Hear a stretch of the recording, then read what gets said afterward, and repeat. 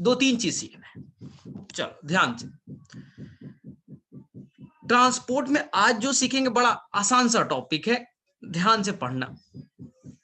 Simple है कि आखिर प्लांट के अंदर में, ये प्लांट है, ये रूट है, ये बच्चा स्टेम है, और ये है आपका नोड, गांठ को नोड कहते हैं, ये नोड है, और नोड पे ये लगा हुआ है लीफ, ये ग्रीन कलर के लीफ है।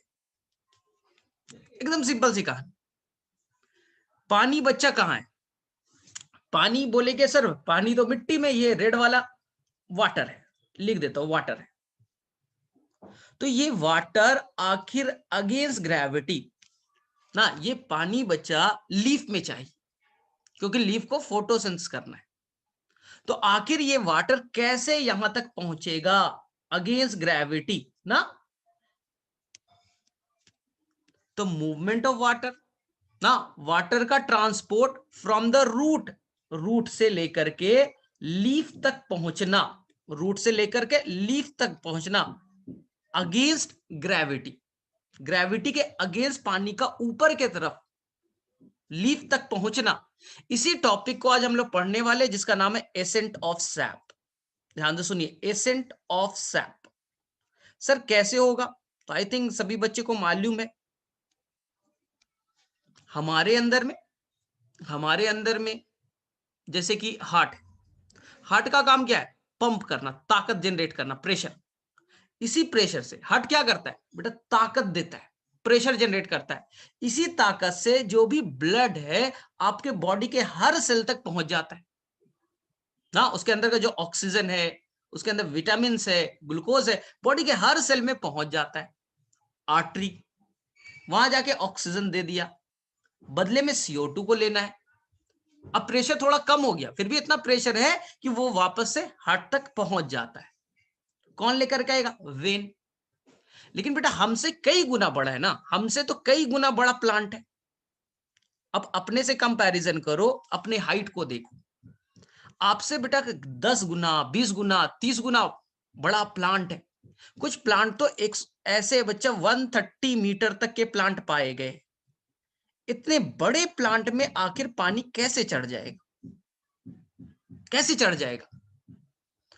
तो पानी का ऊपर की तरफ बढ़ना मतलब कि पानी मिट्टी में है, मिट्टी से लेकर के लीफ तक पहुंचना, अगेंस्ट ग्रेविटी पानी का ऊपर राइज करना, इसी को कहते हैं एसेंट। और सैप का मतलब है, कल भी बताया था कि जो पानी जाता है वो प्योर पानी नहीं होता, उस पानी के साथ में, इस वाटर के साथ में बच्चा मिनरल्स भी होते हैं। मिनरल्स भी होता है, केटायन एनायन होंगे ना। शुगर मत जोड़ दीजिएगा, शुगर थोड़ी ना, मिट्टी में शुगर थोड़ी ना ना, मिनरल्स प्लस वाटर मिलकर के बेटा सैप बनाता है, SAP, डाइल्यूट सॉल्यूशन ना, मिनरल का डाइल्यूट सॉल्यूशन बन गया, सैप कहलाया। और अगेंस्ट ग्रेविटी जाना, एसेंट। अगर नीचे आता तो डिसेंट कहते। तो पानी का ऊपर चढ़ना, एसेंट ऑफ सैप। सबको मालूम है कैसे जाएगा, सबको बताने की जरूरत नहीं है सर। यहाँ पाइप है, ये पाइप बच्चा रूट में भी है, इस पाइप का नाम है जाइलम।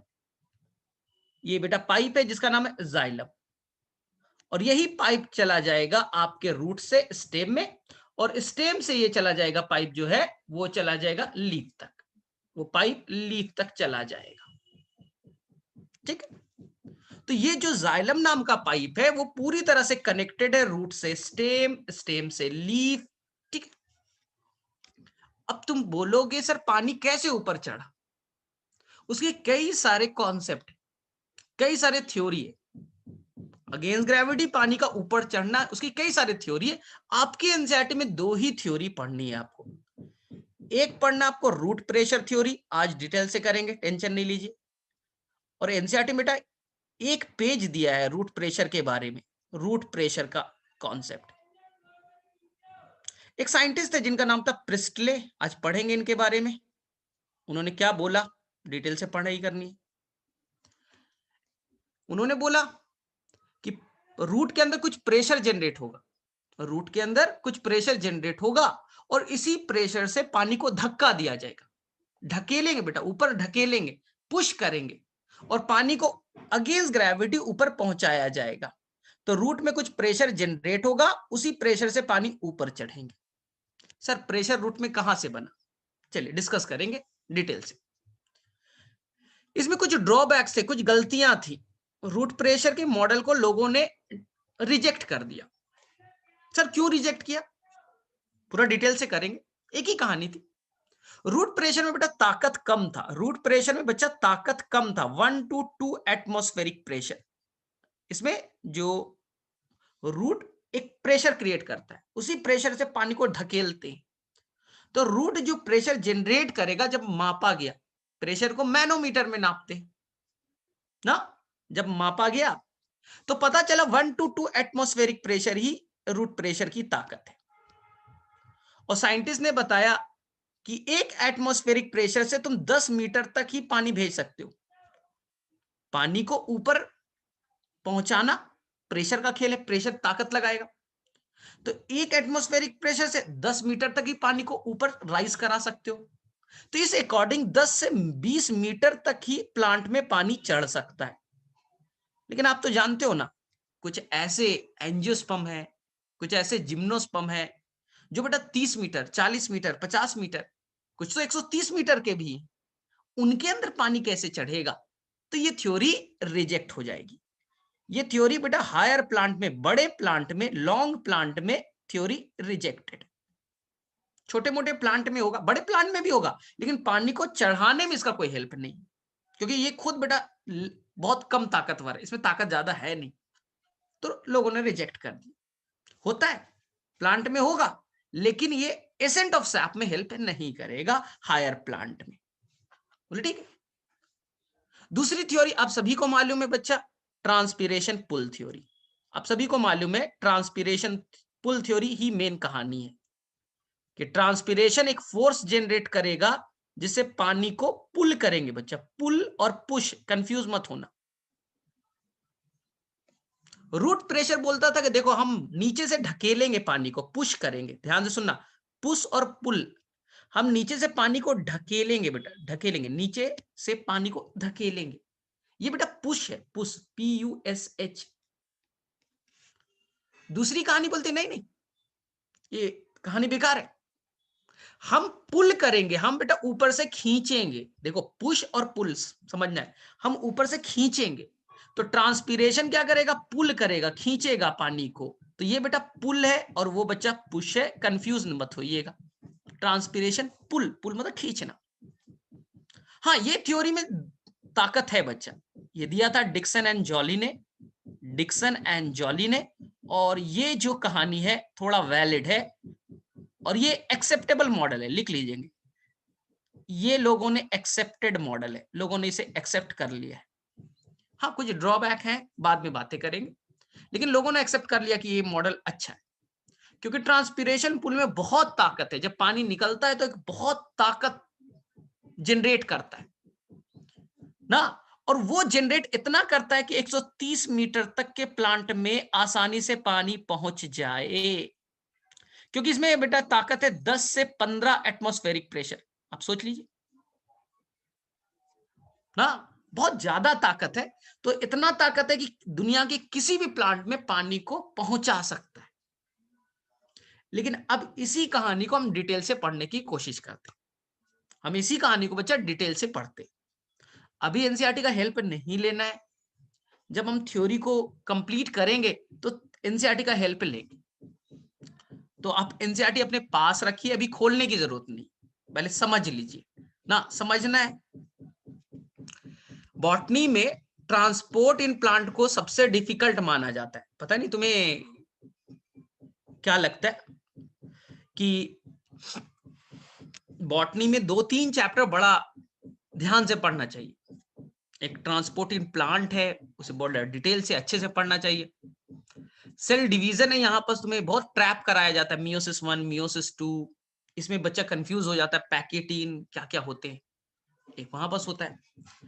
एक कंफ्यूजन होता है आपका एनाटॉमी में कि स्टेम में असर एग्जार्क है या इंडार्क है, असर ओपन क्लोज क्या होता है, तो वो थोड़ा कंफ्यूजन क्रिएट करता है।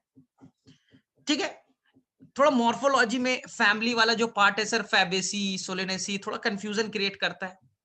तो स्टार्टिंग वाला जो चैप्टर्स हैं वहां तो बड़ा ध्यान से पढ़ना चाहिए बॉटनी वाले में, क्योंकि 12th में बॉटनी आसान है, 12th में मेनली बॉटनी ही है, लेकिन थोड़ा आसान वाला है। वहां मॉलिक्यूलर बेसिस ऑफ इनहेरिटेंस जो चैप्टर है डीएनए वाला, वो थोड़ा खतरनाक होता है, बाकी बच्चा आसान होते हैं। इकोलॉजी थोड़ा आसान ही होता है, माइक्रोब्स इन ह्यूमन वेलफेयर आसानी होते हैं, रिप्रोडक्शन इन फ्लावरिंग प्लांट आसानी होता है। ठीक है, तो हमें ट्रांसपोर्ट को बहुत ध्यान से पढ़ना चाहिए। चलिए हम पढ़ ही रहे, अब ध्यान से सुनिएगा। सबसे पहले हम रूट प्रेशर थ्योरी पे बात करते हैं। ये आप रूट बना लीजिए, ये बच्चा आप स्टेम बना लीजिए, ठीक है, और ये बच्चा रूट हेयर है, ये रूट हेयर, ठीक है। और ये आपका है बच्चे लोग व्हाइट वाला, ये जाइलम है, ये स्टेम, रेड वाला ये स्टेम का जाइलम है, और ये बच्चा आपका रूट का जाइलम है। जाइलम देखो हर जगह होगा, जाइलम बेटा पाइप है, ये पाइप हर जगह होगा, रूट में भी होगा, स्टेम में भी होगा, लीफ में भी होगा, ठीक है। ये जाइलम रेड वाला, ध्यान से सुनिएगा, रूट प्रेशर की कहानी को समझिए। कहा जाता है कि बच्चा कि जो रूट है वो एटीपी खर्च करेगा। सबसे पहली बात, रूट पहले क्या खर्च करेगा बेटा? एटीपी। सर क्यों? एनर्जी क्यों खर्च किया?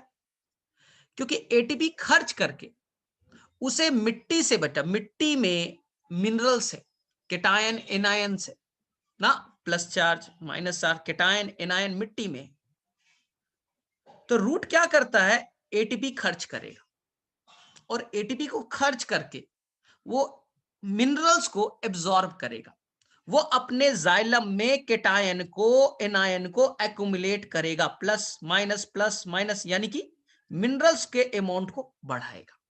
रूल नंबर 1, रूट ने एनर्जी खर्च किया और वो एब्जॉर्ब करेगा, वो मिनरल्स को एब्जॉर्ब करेगा, मिट्टी से मिनरल को एब्जॉर्ब किया, उसके लिए एनर्जी खर्च करना पड़ा।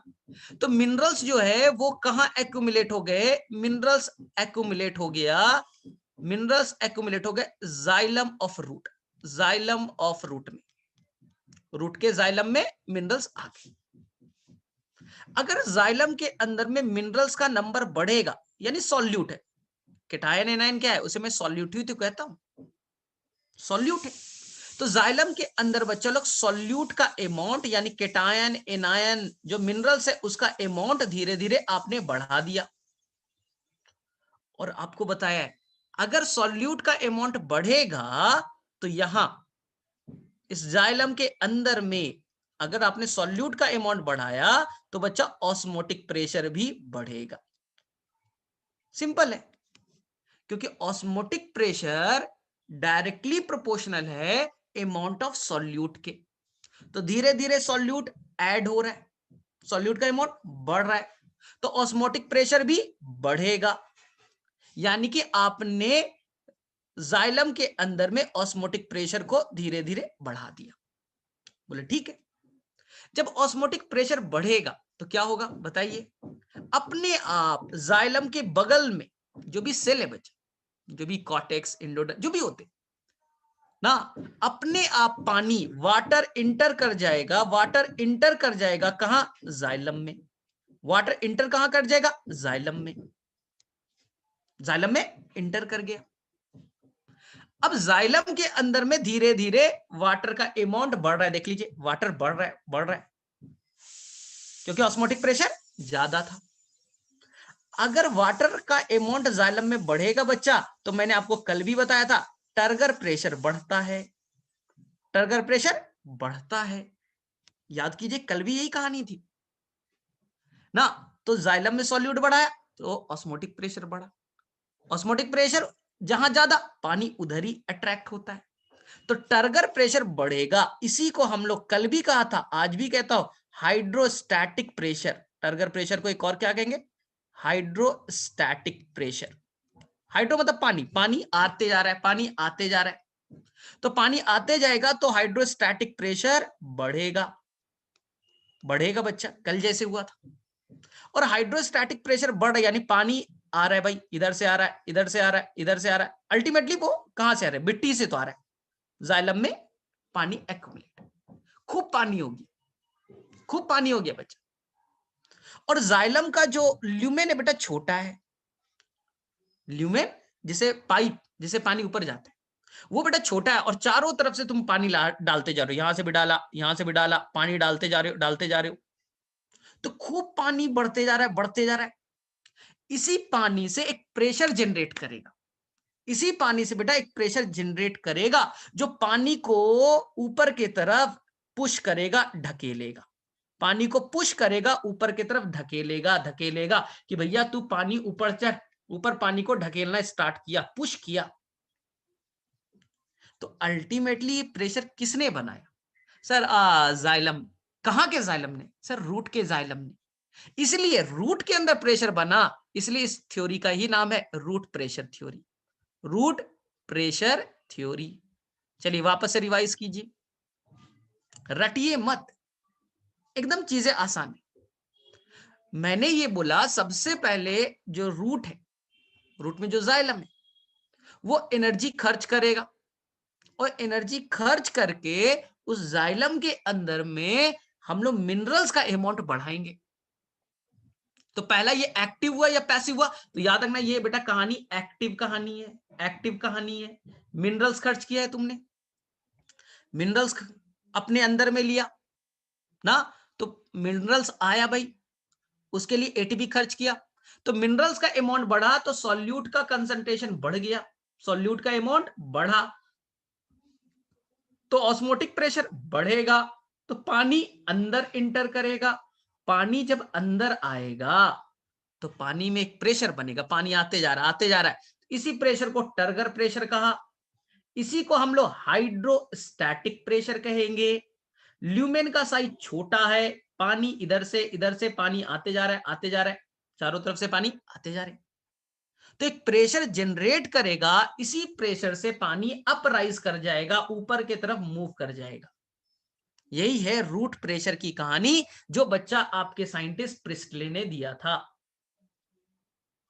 इसे हम लोग पुश कह सकते हैं क्योंकि आपने ताकत लगा करके ढकेला है, आपने बच्चा ताकत लगा करके ढकेला है।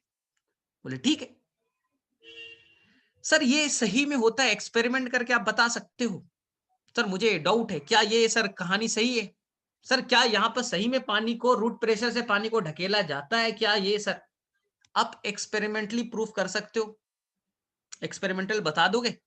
तो चलो बताने की कोशिश करते हैं। तो मैं नहीं बताऊंगा, आपकी एनसीईआरटी खुद बोलेगी कि आपको करना क्या है। एनसीईआरटी में एक स्टेटमेंट है, take the small herbaceous plant, यानी कि ग्रीन कलर के जो अभी यंग प्लांट है, हर्बेशियस, कोई वुड ट्री मत उठा लीजिए, छोटे जो प्लांट है ना ग्रीन, उस प्लांट को ले लीजिए, ये बचा रूट है, ये स्टेम है, ठीक है, और ये आपका नोड, नोड, और यहां पर लीफ है। गार्डन में जाइए और प्लांट आपको दिखेगा, छोटे प्लांट है ना। अब आपको मेजर करना है क्या सही में रूट प्रेशर होता है, क्या रियल में रूट प्रेशर एग्जिस्ट होता है, एक्सपेरिमेंट करना है। ठीक है, हमने क्या बोला था कि देखो भाई ये जाइलम है, जाइलम के अंदर में धीरे धीरे इस पाइप के अंदर में मिनरल्स बढ़ेगा, एनर्जी खर्च करेंगे, मिनरल्स अंदर आएगा, अंदर आने का ऑस्मोटिक प्रेशर बढ़ेगा, तो पानी अपने आप इंटर कर जाएगा इस जाइलम में, जाइलम में पानी इंटर करेगा और खूब एक प्रेशर क्रिएट करेगा, इसी प्रेशर से पानी ऊपर मूव करता है। तुम बोले सर हमें नहीं मालूम, मुझे एक्सपेरिमेंटली बताइए। तो ठीक है, हमने एक प्लांट ले लिया और इस प्लांट को आपने यहां से बच्चा कट कर दिया, स्टेम को काट दिया आपने, जो एक ब्लेड, एनसीईआरटी बोला बेटा ब्लेड ले लीजिए और जो लोअर पोर्शन है, स्टेम का लोअर पोर्शन, उसे कट कर दीजिए, वहां से आप कट कर दीजिए, यानी कि हमने यहां से हटा दिया, चलिए हटा दिया, कोई लीफ नहीं है, कोई ट्रांसपिरेशन पुल नहीं है, कोई लीफ नहीं है बच्चा, कोई ट्रांसपिरेशन पुल नहीं, ठीक है। अब थोड़ी देर में क्या करते, आपको समझना है, तो आप क्या करो, यहां जो पानी था, यहां जो वाटर थे ये ग्रीन कलर के जो वाटर थे, इस वाटर के अंदर कुछ डाई डाल दीजिए, ईओसिन, ये रेड कलर का एक डाई होता है, कलर होता है, इयोसिन आपने एक डाई डाल दिया। देख लो बच्चा, कोई लीफ नहीं है ना, मैंने काट दिया लीफ को, कोई ट्रांसपिरेशन पुल नहीं चल रहा है कि ट्रांसपिरेशन पानी को खींचेगा, हमने बेटा काट दिया ब्लेड से। हमने मिट्टी के अंदर में जो पानी था वहां पर बेटा एक डाई डाल दिया, इयोसिन, कैसा कलर का है, रेड कलर का है, और छोड़ दिया, छोड़ दिया।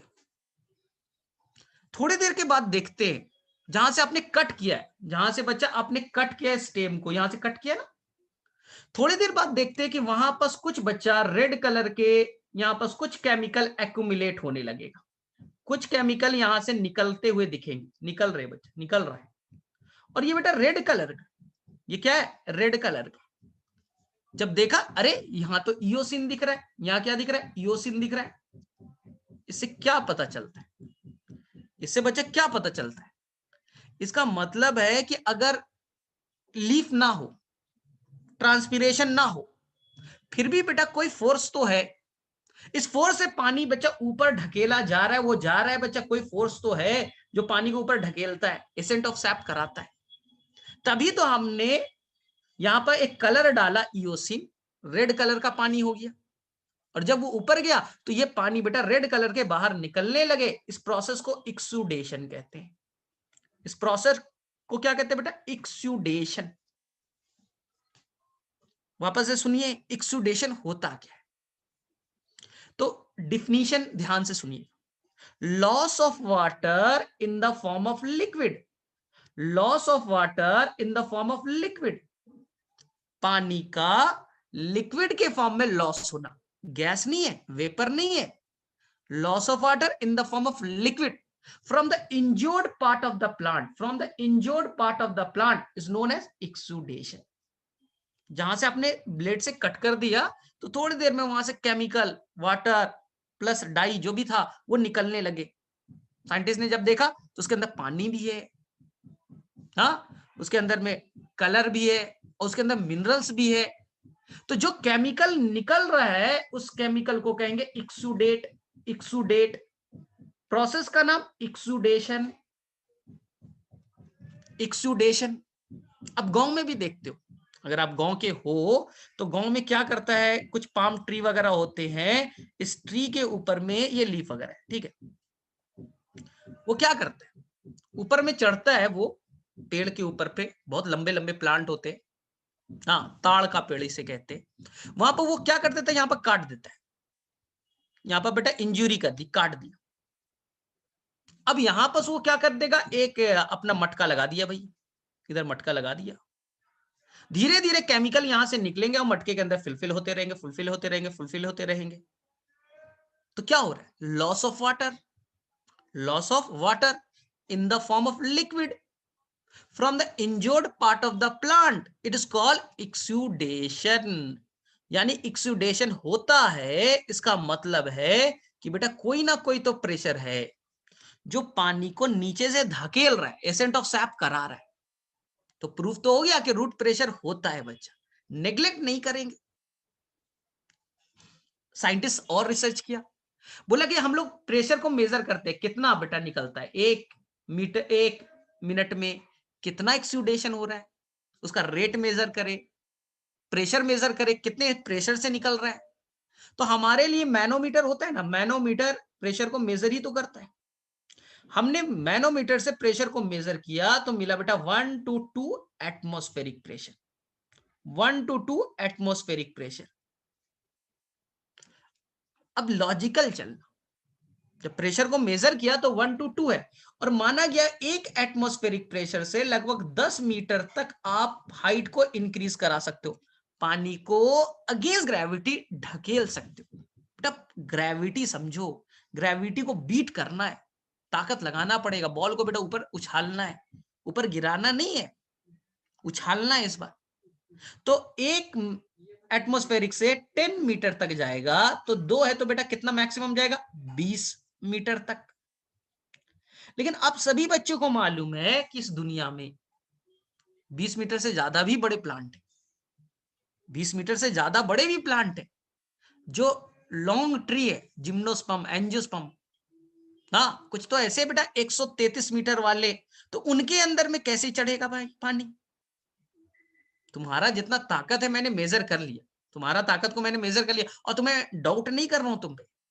तुम हो भाई, तुम हो, मैं डाउट तो नहीं कर रहा हूं, लेकिन तुम्हारी ताकत नेग्लिजिबल है। हायर प्लांट में तो कोई काम ही नहीं कर रहा, फिर हायर प्लांट में कैसे बच्चा पानी ऊपर की तरफ जाएगा ना? तो हायर प्लांट में ये कहानी बेटा नेग्लेक्ट होगी। एसेंट ऑफ सैप में तुम्हारा कोई रोल नहीं, तुम हो मैं मानता हूं, लेकिन पानी को ऊपर चढ़ाने में तुम्हारा रोल नहीं। ठीक है, तो रूट प्रेशर की क्या डिसएडवांटेज, मतलब ड्रॉबैक क्या है, गलतियां क्या है कि पानी को हायर प्लांट के लिए वैलिड नहीं है, एक चीज याद रखना है। ठीक है, दूसरा साइंटिस्ट आया, बोले रुको तुम बहुत एक्सपेरिमेंट करते थे ना, हम दूसरा एक्सपेरिमेंट करते हैं। बोले ठीक है, देखो हम बीकर लेंगे, ले लो भाई बीकर, बीकर लेते हैं, और हमने प्लांट लिया, ये रूट है, ये स्टेम है, 1 मिनट मुझे वापस से बनाने दो। ठीक है, ये रूट है, ये स्टेम है, और ये है बच्चा लीफ। ठीक है, ठीक है, ये है। बोले हाँ, तुमने क्या बोला था कि रूट ही वो ताकत है जो पानी को ऊपर भेजेगा, रूट ही वो ताकत है जिसे पानी को धक्का मारा जाएगा, पानी ऊपर जाएगा और ठीक है लीफ तक पहुंचेगा। चलो मान लेते। मैं क्या कर रहा हूं इस बार एक्सपेरिमेंट में, मैंने क्या किया, रूट पार्ट को ही काट दिया मैंने बेटा, रूट पार्ट को ही काट दिया, नो रूट, रूट ही नहीं है, और रूट नहीं है तो कोई रूट प्रेशर की बात मत कीजिएगा बेटा, मैंने रूट ही काट दिया, केवल बच्चा शूट पार्ट है, केवल बेटा शूट पार्ट है, स्टेम है और लीफ है। और यहां पर बीकर में मैंने पानी डाल दिया है, बीकर में बच्चा पानी डाला हुआ है, और यो सी सब जो डालते थे ना डाल दो, तुम डाई वाई यूज करते थे कलर वाला डाल दो, कोई रूट नहीं है, कोई रूट नहीं है ना।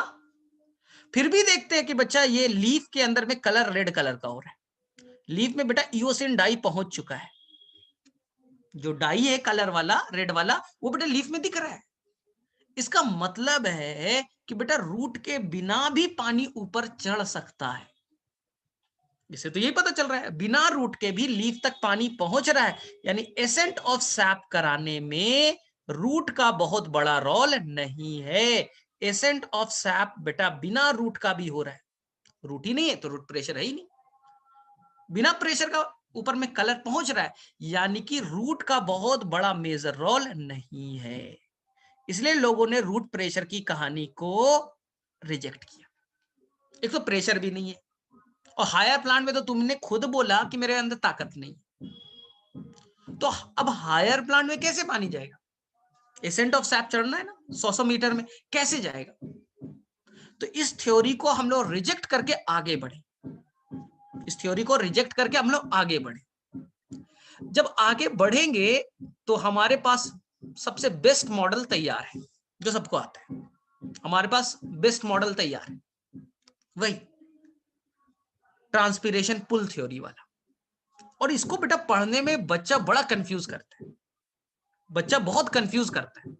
तो सबसे पहले तो आप याद रखिएगा बेटा, साइंटिस्ट का नाम वापस से बोल दो, डिक्सन एंड जॉली, और कंफ्यूज नहीं होना है, चीजों को ध्यान से समझना है। एनसीईआरटी पढ़ोगे ना तो बोलेगा कि फिजिकल प्रॉपर्टीज ऑफ वाटर, यानी कि पानी का ऊपर चढ़ने में एसेंट ऑफ सैप में पानी के अंदर कुछ प्रॉपर्टीज है, फिजिकल प्रॉपर्टीज है, वो रिस्पॉन्सिबल है। देखते क्या है, क्या क्या कहानियां हैं। तो जब आप एनसीईआरटी खोलिएगा ट्रांसपीरेशन पुल पढ़ने के लिए, तो आपको बेटा 5 वर्ड मिलेंगे जो बच्चा कंफ्यूज होता है, आराम से पढ़ते हैं। 5 वर्ड मिलेंगे बच्चा, एक वर्ड मिलेगा जिसे हम लोग कहेंगे दिस इज कॉल्ड द कोहीजन, एक वर्ड मिलेगा जिसका नाम होगा कोहीजन, पहला वर्ड एनसीईआरटी में देखेंगे ब्लैक पॉइंट में मिलेगा लिखा हुआ, बोले ठीक है। दूसरा वर्ड देखिए एनसीईआरटी में मिलेगा बच्चा, दूसरा वर्ड मिलेगा एडहेजन, अगर आप एनसीईआरटी पढ़ेंगे एडहेजन मिलेगा, क्या होता है मुझे भी नहीं मालूम, देखते क्या होता है एडहेजन। तो पहला हो गया कोहेजन, दूसरा हो गया एडहेजन। तीसरा बच्चा एनसीईआरटी का वर्ड है सरफेस टेंशन, एनसीईआरटी पढ़िएगा तो तीसरा वर्ड आएगा सरफेस टेंशन। सरफेस टेंशन, चलिए भाई सरफेस टेंशन क्या है वो भी पढ़ना है, ठीक है। चौथा वर्ड आएगा ट्रांसपीरेशन पुल। चौथा वर्ड आएगा ट्रांसपीरेशन पुल। आराम से पढ़ते हैं, सभी एनसीईआरटी के वर्ड है और सभी ब्लैक पॉइंट में गिवन है। ट्रांसपीरेशन पुल, चलिए ये तो समझ में आ रहा है कि ट्रांसपीरेशन से कुछ ताकत जनरेट होगा, वो कितने ताकत से पुल करेगा, पानी को खींचेगा, ये कुछ समझ में आ रहा है। नेक्स्ट एक वर्ड आएगा इसके अलावा टेंसाइल स्ट्रेंथ। एनसीईआरटी में एक वर्ड आएगा बच्चा टेंसाइल स्ट्रेंथ, क्या होता है देखते हैं। ये तो फिजिक्स का वर्ड आ गया, टेंसाइल स्ट्रेंथ पता नहीं क्या होता है। और एक वर्ड एनसीईआरटी में आएगा कैपिलरिटी। कैपिलरिटी, चलिए अब एक एक करके बारी बारी से पढ़ते, एक एक करके बारी बारी से पढ़ते, ठीक है। यानी कि हमें 5 चीजों पे फोकस करना है, सबको सीखना है, आराम आराम से सीखते हैं, कोई टेंशन नहीं। ध्यान से सुनिए, डिक्सन एंड जॉली का मानना है भैया कि पानी जो मूव करता है उसके लिए पानी का फिजिकल प्रॉपर्टीज रिस्पॉन्सिबल है। पानी में कुछ अपनी प्रॉपर्टीज है, इसके चलते ही पानी एसेंट ऑफ सैप कर पाता है। बोले ठीक है क्या है, तो बोल दिया कोहेजन है, एडहेजन है, सरफेस टेंशन है, ट्रांसपिरेशन पुल है। बोला ठीक है क्या है भाई, तो ध्यान से देखिए, बड़ा लॉजिकल हम लोग चलेंगे। देखिए ध्यान से, ये आपका रूट है और ये बच्चा आपका स्टेम है, ये आपका स्टेम है, ध्यान से ना, स्टेम। स्टेम के अंदर में जाइलम है, तो ये मैंने जाइलम को व्हाइट कलर से बना दिया, ये बच्चा आपका जाइलम है। जाइलम में 4 पार्ट होते हैं, सभी को मालूम है। जाइलम के 4 पार्ट होते हैं, वेसल्स, ट्रैकीड्स, जाइलम फाइबर और जाइलम पैरेन्काइमा। सबको मालूम है कि जाइलम जो है उसके 4 कंपोनेंट होते हैं, ट्रैकीड्स, वेसल्स, जाइलम फाइबर और जाइलम पैरेन्काइमा। पानी 2 ही से जाता है, एक वेसल से जाता है, जो मैंने फिगर बनाने की कोशिश की है बच्चा, वेसल्स का फिगर है, बांसुरी देखा है उसी की तरह होता है, वेसल ऐसा होता है, सिंपल। एनसीईआरटी में फिगर भी बना है वेसल से, इसी पाइप से पानी जाएगा। और एक होता है बेटा जो बंद होता है, एक बंद होता है, ये बेटा खुला नहीं है, दोनों ही, इसे ट्रैकीड्स कहते हैं। इसी को एनसीईआरटी लिखेगा जाइलरी एलिमेंट, जाइलरी एलिमेंट जिससे पानी जाएगा। जाइलम पैरेन्काइमा पानी नहीं ले जाता है, उसका खाने को स्टोर करने का काम है। और जाइलम फाइबर बेटा स्ट्रेंथ देने का काम करेगा। तो पानी जो ले जाता है वो वेसल्स ले जाएगा और ट्रैकीड से ले जाएगा, इसी को कहेंगे जाइलरी एलिमेंट। तो मैंने एक वेसल्स बना दिया, यानी जाइलरी एलिमेंट एक बना दिया भाई, बोले ठीक है। और ये जाइलम भाई यहां भी है, ऐसा नहीं है कि यहां नहीं है, यहां भी है जाइलम है, ठीक है, यहां भी जाइलम है, और रूट में लीफ में भी, अभी लीफ भी बनाऊंगा उसमें भी होगा। ध्यान से सुनिएगा, चीजों को समझने की कोशिश कीजिए। सबसे पहले जो बेटा पानी होता है, ये पानी का एक मैंने मॉलिक्यूल बना दी, ये वाटर मॉलिक्यूल है, ये बेटा वाटर मॉलिक्यूल है, दूसरा भी वाटर मॉलिक्यूल है। वाटर मॉलिक्यूल बेटा आपस में जुड़े हैं, सर कैसे?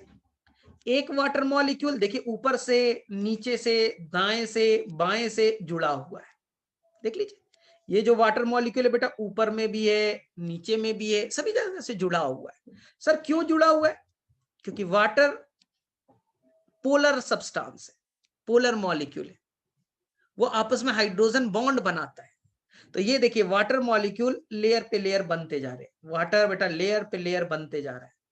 और वाटर मॉलिक्यूल आपस में, एक वाटर मॉलिक्यूल दूसरे वाटर मॉलिक्यूल से आसानी से जुड़े हुए हैं, इसी को कहते हैं कोहीजन। वाटर का वाटर से जुड़ना, it is called the cohesion. Sir कैसे? चलिए बनाते हैं। वाटर सर कैसे जुड़ गया ये?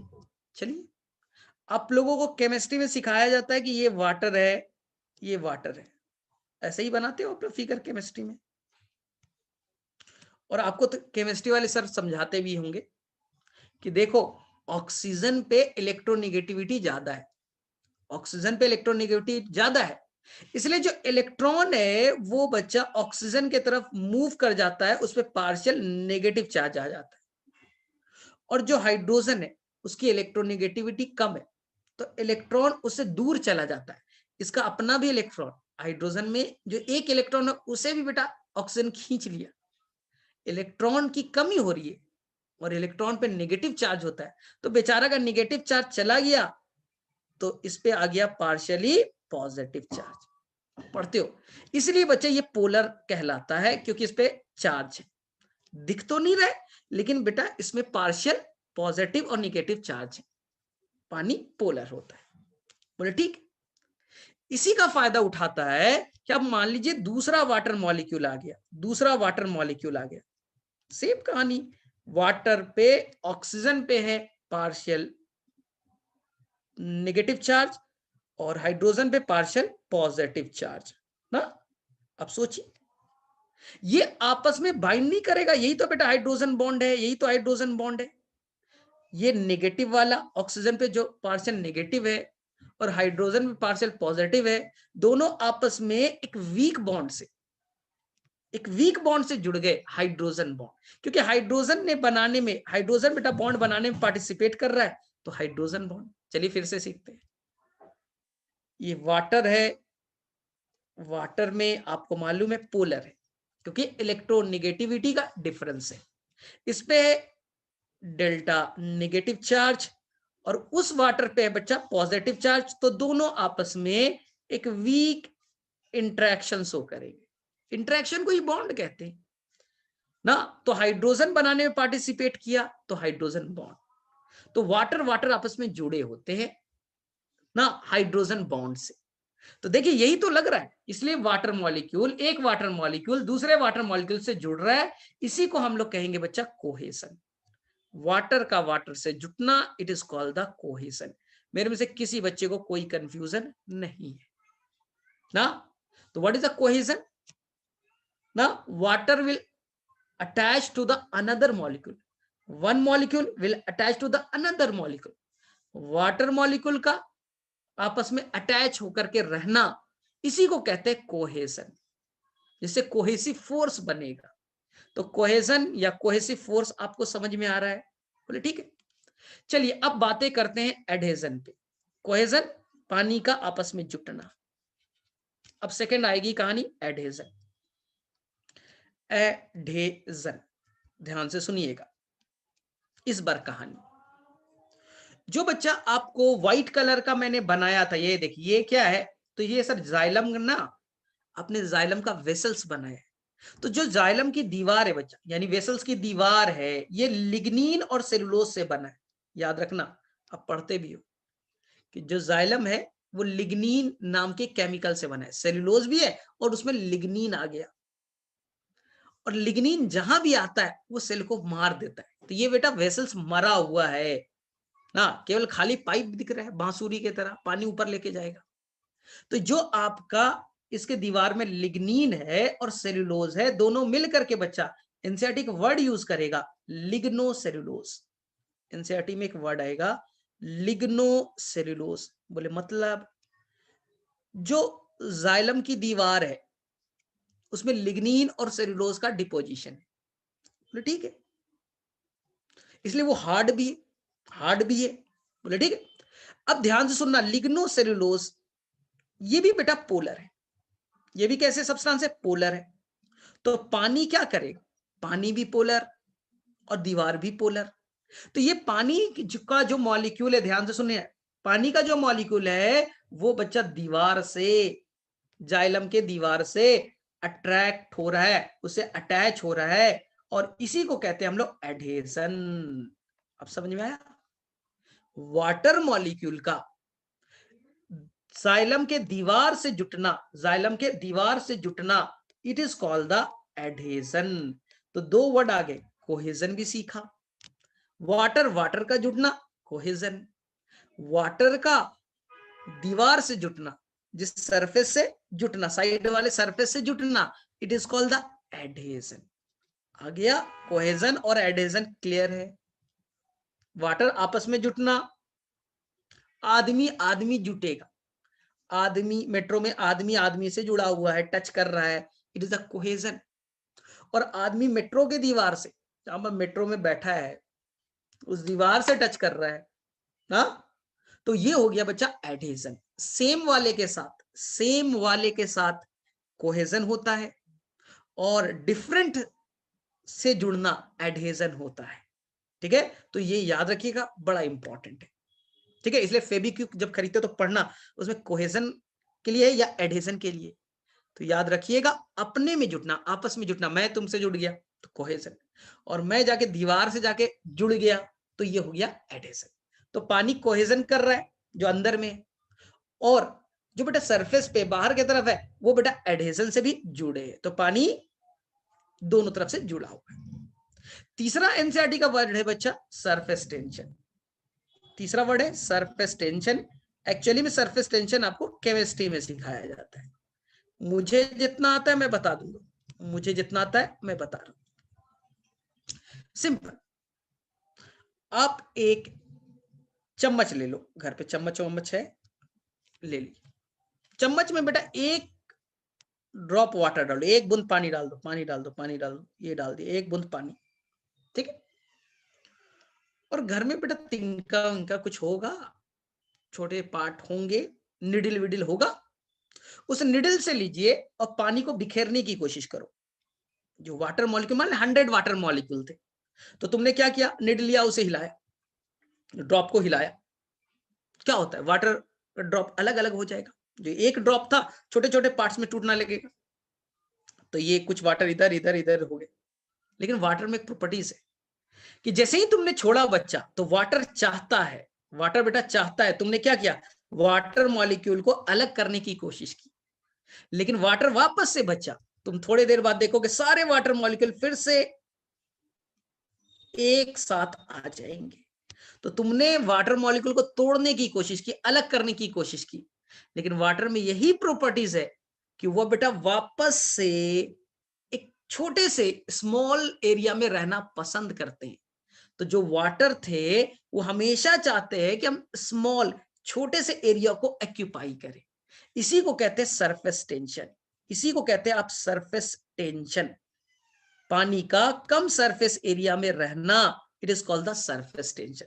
तो सर सरफेस क्यों नाम पड़ा, चलिए ये भी सिखाता हूं, ये भी सिखाता हूं फिजिक्स वाला। फिजिक्स में सुनोगे, ये ट्यूब है और इस ट्यूब में तुमने पानी भर दिया, इस ट्यूब में बेटा पानी भर दिया, ध्यान से सुनो, सरफेस टेंशन का रियल मीनिंग। तो जो बेटा पानी सरफेस पे है, जो पानी सरफेस पे है उसमें टेंशन लाइए, खींचे। तो जो पानी बेटा सरफेस पे है, ये बेटा अंदर में पानी है, अंदर का वाटर मॉलिक्यूल है, और ये सरफेस का है। अंदर वाले वाटर मॉलिक्यूल सरफेस वाले को अपनी तरफ खींच रहे खींच रहे खींच रहे खींच रहे बच्चा। तो जो अंदर का वाटर मॉलिक्यूल है सरफेस वाले को खींच रहा है, बेटा अंदर आओ तू भी।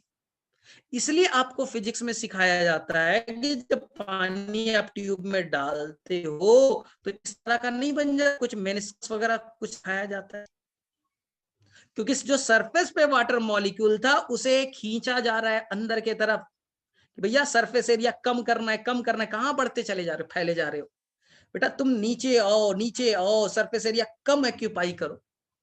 तो वाटर में ये एक प्रॉपर्टीज है जिसको हम लोग कहते हैं सरफेस टेंशन। सरफेस टेंशन, कम सरफेस एरिया को ऑक्यूपाई करना, सरफेस टेंशन।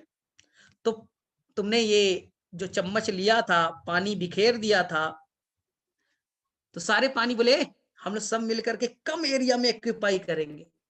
तो जो बाहर में था उसको अंदर वाला टान रहे, इधर आ, इधर आ, तो सभी वाटर मॉलिक्यूल फिर से पास आ गए और एक बूंद में कन्वर्ट हो गए। It is a surface tension. ठीक है, अब देखिए इसी को हम केमिस्ट्री के भाषा में भी एनसीईआरटी सिखाएगी कि देखिए मान लीजिए कि ये एक कंटेनर है और यहाँ पर 100 वाटर मॉलिक्यूल है, 100, 1 2 3 4 5 6 7, ठीक है 100 वाटर मॉलिक्यूल, ज्यादा सरफेस एरिया लेगा, लेकिन ये वाटर मॉलिक्यूल यहाँ बेटा गैस के फॉर्म में, गैस के फॉर्म में। इस कंटेनर में आपने 100 वाटर रखा है लेकिन गैस के फॉर्म में, सब बिखरे पड़े, गैस है, हवा है, वो तो वेपर के फॉर्म में उड़ रहा है। लेकिन उसी बीकर में अगर आप 100 यानी 100 वाटर मॉलिक्यूल रख दीजिए लिक्विड स्टेज में ना, इस बार 100 वाटर मॉलिक्यूल किस स्टेज में? लिक्विड। तो देखिए जब लिक्विड में रहेंगे तो 100 वाटर मॉलिक्यूल बेटा कम सरफेस एरिया को एक्यूपाई करेगा, 100 वाटर मॉलिक्यूल इतने बड़े एरिया में रहना पसंद करेंगे। लेकिन जब गैस में था तो देखिए सरफेस वो ज्यादा एरिया में रहना पसंद करते हैं। तो लिक्विड स्टेज में जब पानी रहता है तो कम एरिया में रहना, अपने आप को खींच करके रहना, छोटे एरिया में कॉम्पैक्ट रहना, सरफेस टेंशन। सरफेस टेंशन, तो मेरे से सरफेस टेंशन आपको समझ में आ गया। यानी कम एरिया में खूब कॉम्पैक्ट होकर के रहिए, ज्यादा भागने की जरूरत नहीं, फैलने की जरूरत नहीं है कि उधर भाग रहे उधर भाग रहे, बड़ा कॉम्पैक्ट रहो। अब देखिए ध्यान से एनसीईआरटी का वर्ड, यानी कि 3 चीज क्लियर हो। पानी का आपस में जुटना, आपस में जुटना बेटा कोहेजन, कोहेजन, कोहेजन। पानी का दीवार से जुड़ना, जाइलम के दीवार से जुड़ना, एडहेजन। और पानी का एक दूसरे से पकड़ कर रखना, कॉम्पैक्ट करके रखना, इट इज अ बेटा सरफेस टेंशन। इसके चलते, इन 3 चीजों के चलते बच्चा कोहेजन, एडहेजन और सरफेस टेंशन, इन 3 चीजों के चलते पानी के अंदर में आ जाएगा टेंसाइल स्ट्रेंथ। पानी के अंदर में आ जाएगा बेटा टेंसाइल स्ट्रेंथ। बोले ये क्या होता है? टेंसाइल स्ट्रेंथ क्या होता है? चलिए फिर से फिजिक्स सिखाता हूं। टेंसाइल स्ट्रेंथ कहने का मतलब अगर आपको खींचा जाए बच्चा, अगर आपको खींचा जाए, आप इलास्टिक हो जाओ। टेंसाइल स्ट्रेंथ मतलब इलास्टिसिटी, आप इलास्टिक हो जाओ, खींच जाओ, टूटो मत। क्योंकि अभी आपको बच्चा ये जो लीफ है ना बहुत ताकत से खींचने वाला है। ये जो लीफ आपको दिख रहा है, लीफ में भी आपका जाइलम है, जाइलम में पानी की कमी होगी, जाइलम में पानी की कमी होगी, तो बेटा बहुत ताकत से आपको खींचा जाएगा, खींचा जाएगा, खींचा जाएगा। तो जब बहुत ताकत से खींचेंगे बच्चे, ट्रांसपिरेशन पुल में बहुत ताकत, बहुत ताकत से खींचा जाएगा, तो आप बेटा बिखर मत जाना, खींच जाना मतलब लंबा हो जाना, बेटा टूटना मत बीच से। तो पानी के अंदर में बेटा टेंसाइल स्ट्रेंथ है, इसलिए एनसीईआरटी का वर्ड यूज करेगा, दे विल रेजिस्ट। अगर आपको खींच रहे हैं तो खींचने के दौरान बेटा अगर आप में ताकत कम होता, टेंसाइल स्ट्रेंथ कम होता, इलास्टिसिटी कम होती, तो आप बेटा खींच नहीं पाते, आप टूट जाते। रबर को आप खींच सकते हो क्योंकि इसकी इलास्टिसिटी बेटा ज्यादा है, खींच रहे हो, टुकड़ों टुकड़ों में नहीं टूटा। रबर को खींचा तो चाहता तो बेटा 50 टुकड़े में टूट जाता, लेकिन रबर खींच गया, लंबा हो गया, इलास्टिसिटी शो कर रहा है क्योंकि उसमें टेंसाइल स्ट्रेंथ ज्यादा था, खींचने की प्रॉपर्टी ज्यादा थी, वो बीच से टूट नहीं रहा है। इसलिए जब ट्रांसपिरेशन पुल लगेगा, जब ट्रांसपिरेशन पुल जो ताकत क्रिएट करेगा, तो पानी बेटा खींच करके लीफ तक तो पहुंच जाएगा, बीच से बेटा कोई ब्रेकेज नहीं होगा, बीच से कोई बेटा ब्रेकेज नहीं होगा, टूटेगा नहीं पानी ना, बीच में कोई बबल्स नहीं आ जाएगा, पानी का जो लेयर एक दूसरे से अलग नहीं होंगे, ये लेयर है, ये लेयर है, ये पानी का लेयर बेटा आपस में मेंटेन रहेगा। इसी प्रॉपर्टीज को एनसीईआरटी ने कहा बेटा टेंसाइल स्ट्रेंथ। क्यों आया? क्योंकि पानी आपस में जुटा था, पानी दीवार से भी जुटा था, और पानी बचा कम एरिया में कॉम्पैक्ट थे, सरफेस टेंशन था, इसके चलते सरफेस ट्रांसपिरेशन पुल के ताकत को बेटा झेल लिया, ट्रांसपिरेशन पुल के ताकत को बेटा झेल लिया। ट्रांसपिरेशन पुल खींच तो रहा है, खिंचा भी गए, नीचे से बेटा ऊपर खींच गए, इलास्टिसिटी थी, खींच गए, और बीच से ब्रेकेज भी नहीं हुआ, तभी तो पानी बेटा ऊपर की तरफ पुल कर गया, चढ़ गया। और इसमें एक नई कहानी अब आ जाएगी बच्चा, कैपिलरिटी। एनसीईआरटी में अब नई कहानी एक आ जाएगी, कैपिलरिटी। ये भी फिजिक्स है, ये भी फिजिक्स से समझिए। बोलते क्या है सर कैपिलरिटी? चलिए ये भी बताता हूं। एक बीकर लीजिए, तो आधा फिजिक्स केमिस्ट्री तो मुझे ही पढ़ाना पड़ता है। ये देखिए, ये बीकर ले लिया, ध्यान से सुनिएगा। इस बीकर के अंदर में बच्चा आपने यहां तक पानी डाल दिया है, यहां तक आपने पानी डाल दिया, यहां तक पानी डाल दिया। अब इस बीकर के अंदर में आप एक ट्यूब डाल दो, ट्यूब डाल दो, ये आपने एक ट्यूब डाल दिया, ये आपने ट्यूब डाल दिया। बीकर के अंदर में एक और ट्यूब डाला जिसका बेटा डायमीटर थोड़ा बड़ा है, बड़ा है डायमीटर, देखिए यानी मोटापा, डायमीटर मतलब मोटापा। यानी तो तुमने 2 ट्यूब डाली, तो पानी के अंदर में अगेंस्ट ग्रेविटी, बेटे अगेंस्ट ग्रेविटी ट्यूब में, पानी के अंदर में अगेंस्ट ग्रेविटी ट्यूब में राइज करने की एबिलिटी को कैपिलरिटी कहते हैं। ध्यान से सुनो, पानी का इस कैपिलरिटी ट्यूब में अगेंस्ट ग्रेविटी पानी का चढ़ना, अगेंस्ट ग्रेविटी ट्यूब के अंदर पानी का चढ़ना कैपिलरिटी कहलाता है। लेकिन जिस ट्यूब का डायमीटर बच्चा छोटा है, कम मोटे हैं, तो देखिए पानी कहां तक पहुंच गया, पानी कहां तक पहुंच गया सर, पानी यहां तक पहुंचा है। और जिसका मोटापा ज्यादा है तो पानी वहां भी राइज करेगा, मैं मना नहीं कर रहा हूं, वहां भी राइज करेगा, लेकिन देखिए तो इससे क्या पता चलता है, जो बेटा ट्यूब नैरो होते हैं उनके अंदर में अगेंस्ट ग्रेविटी पानी ज्यादा राइज करता है, इसी को कैपिलरिटी कहते हैं, इसी को कैपिलरिटी कह दिया। तो बोले सर वहां का कैपिलरिटी प्लांट में क्या काम का है, प्लांट में कैपिलरिटी का क्या मतलब हुआ, एनसीईआरटी ने क्यों लिखा है, ध्यान से सुनिएगा। अब इस चीज को ध्यान से मैं सिखाता हूं, देखिए बहुत ही आसानी से समझ में आएगा। ये बच्चा आपका रूट है, एक मिनट भाई, ये रूट है, और ये बच्चा आपका स्टेम है, ये बच्चा स्टेम है, ठीक है। यहां भी बनाता हूं, ये बच्चा रूट है और ये बच्चा उतना ही मोटा स्टेम है, स्टेम है, ठीक है, दोनों का मोटापा एक है। स्टेम के अंदर में पानी ले जाने के लिए कौन है सर, जाइलम है, जाइलरी एलिमेंट, ट्रैकिड्स और वेसल्स। प्लांट चाहते तो बच्चा मोटा वेसल्स बना सकते थे, प्लांट चाहते तो बच्चा अपने अंदर में मोटे वेसल्स, बड़े डायमीटर वाले वेसल्स बना सकते थे और पानी को राइज कराने की कोशिश करते, ठीक है। लेकिन प्लांट ने जानबूझ करके जो जाइलम का वेसल्स बनाया वो बच्चा बहुत ही नैरो बनाया गया, वो बेटा बहुत ही नैरो बनाया गया। सर क्यों, क्योंकि ऐसे से लाखों बच्चा, लाखों वेसल्स एक साथ जुड़े, ऐसे से लाखों वेसल्स एक साथ जुड़े हैं नैरो नैरो ट्यूब में। वो चाहते तो एक साथ मोटा बना सकते थे, लेकिन उन्हें मालूम था, उन्हें बेटा फिजिक्स पढ़ाया गया था, इस प्लांट को फिजिक्स आता था, उसे मालूम था अगर नैरो ट्यूब रहेंगे ना, अगर ट्यूब नैरो रहेंगे तो ऊपर से जब पानी खींचा जाएगा तो हम आसानी से बेटा चढ़ सकते हैं ऊपर, बेटा ज्यादा, देखिए ये यहां तक ही चढ़ा, लेकिन देखिए नैरो ट्यूब होने के चलते उतना ही पानी उतनी ही ताकत से जब खींच रहे तो बेटा ये ज्यादा दूर तक अगेंस्ट ग्रेविटी राइज करेगा। आ गया कैपिलरिटी, अब समझ में आया ये चारों वर्ड्स।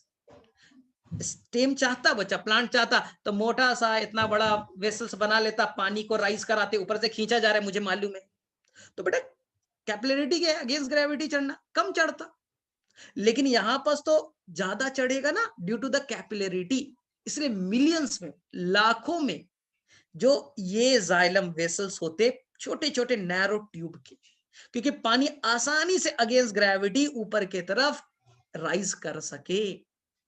इसी 5 कहानी को, इसी 5 कहानी को ध्यान से सीखिए, इसी 5 कहानी को ध्यान से सीखिए, ध्यान से सीखिए।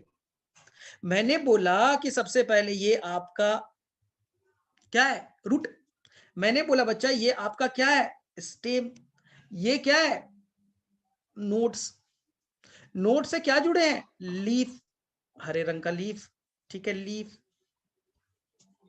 पानी बच्चा किसमें है सर, पानी तो सर जाइलम में, देखिए बच्चे यहाँ पर मैं जाइलम का दीवार, जाइलम बना रहा हूं, तो पानी बेटा रूट के जाइलम में भी है, स्टेम के स्टेम में भी जाइलम है, और यही जाइलम लीफ तक पहुंच चुका है, कंटिन्यूअस है, ऐसा नहीं है कि वहां पर नहीं है यहां पर, ऐसा कुछ नहीं, सभी बच्चा जाइलम एक दूसरे से कनेक्टेड होते हैं, पूरा पाइप बच्चा, तुम्हारे जो बिल्डिंग में पाइप कनेक्टेड है ना, कि किचन में अलग है बाथरूम में अलग है, ऐसा होता है क्या, तो बोले नहीं सर फिर 75 कनेक्शन करना पड़ता, सब जगह सर पूरे बिल्डिंग में वही पाइप है, ठीक है।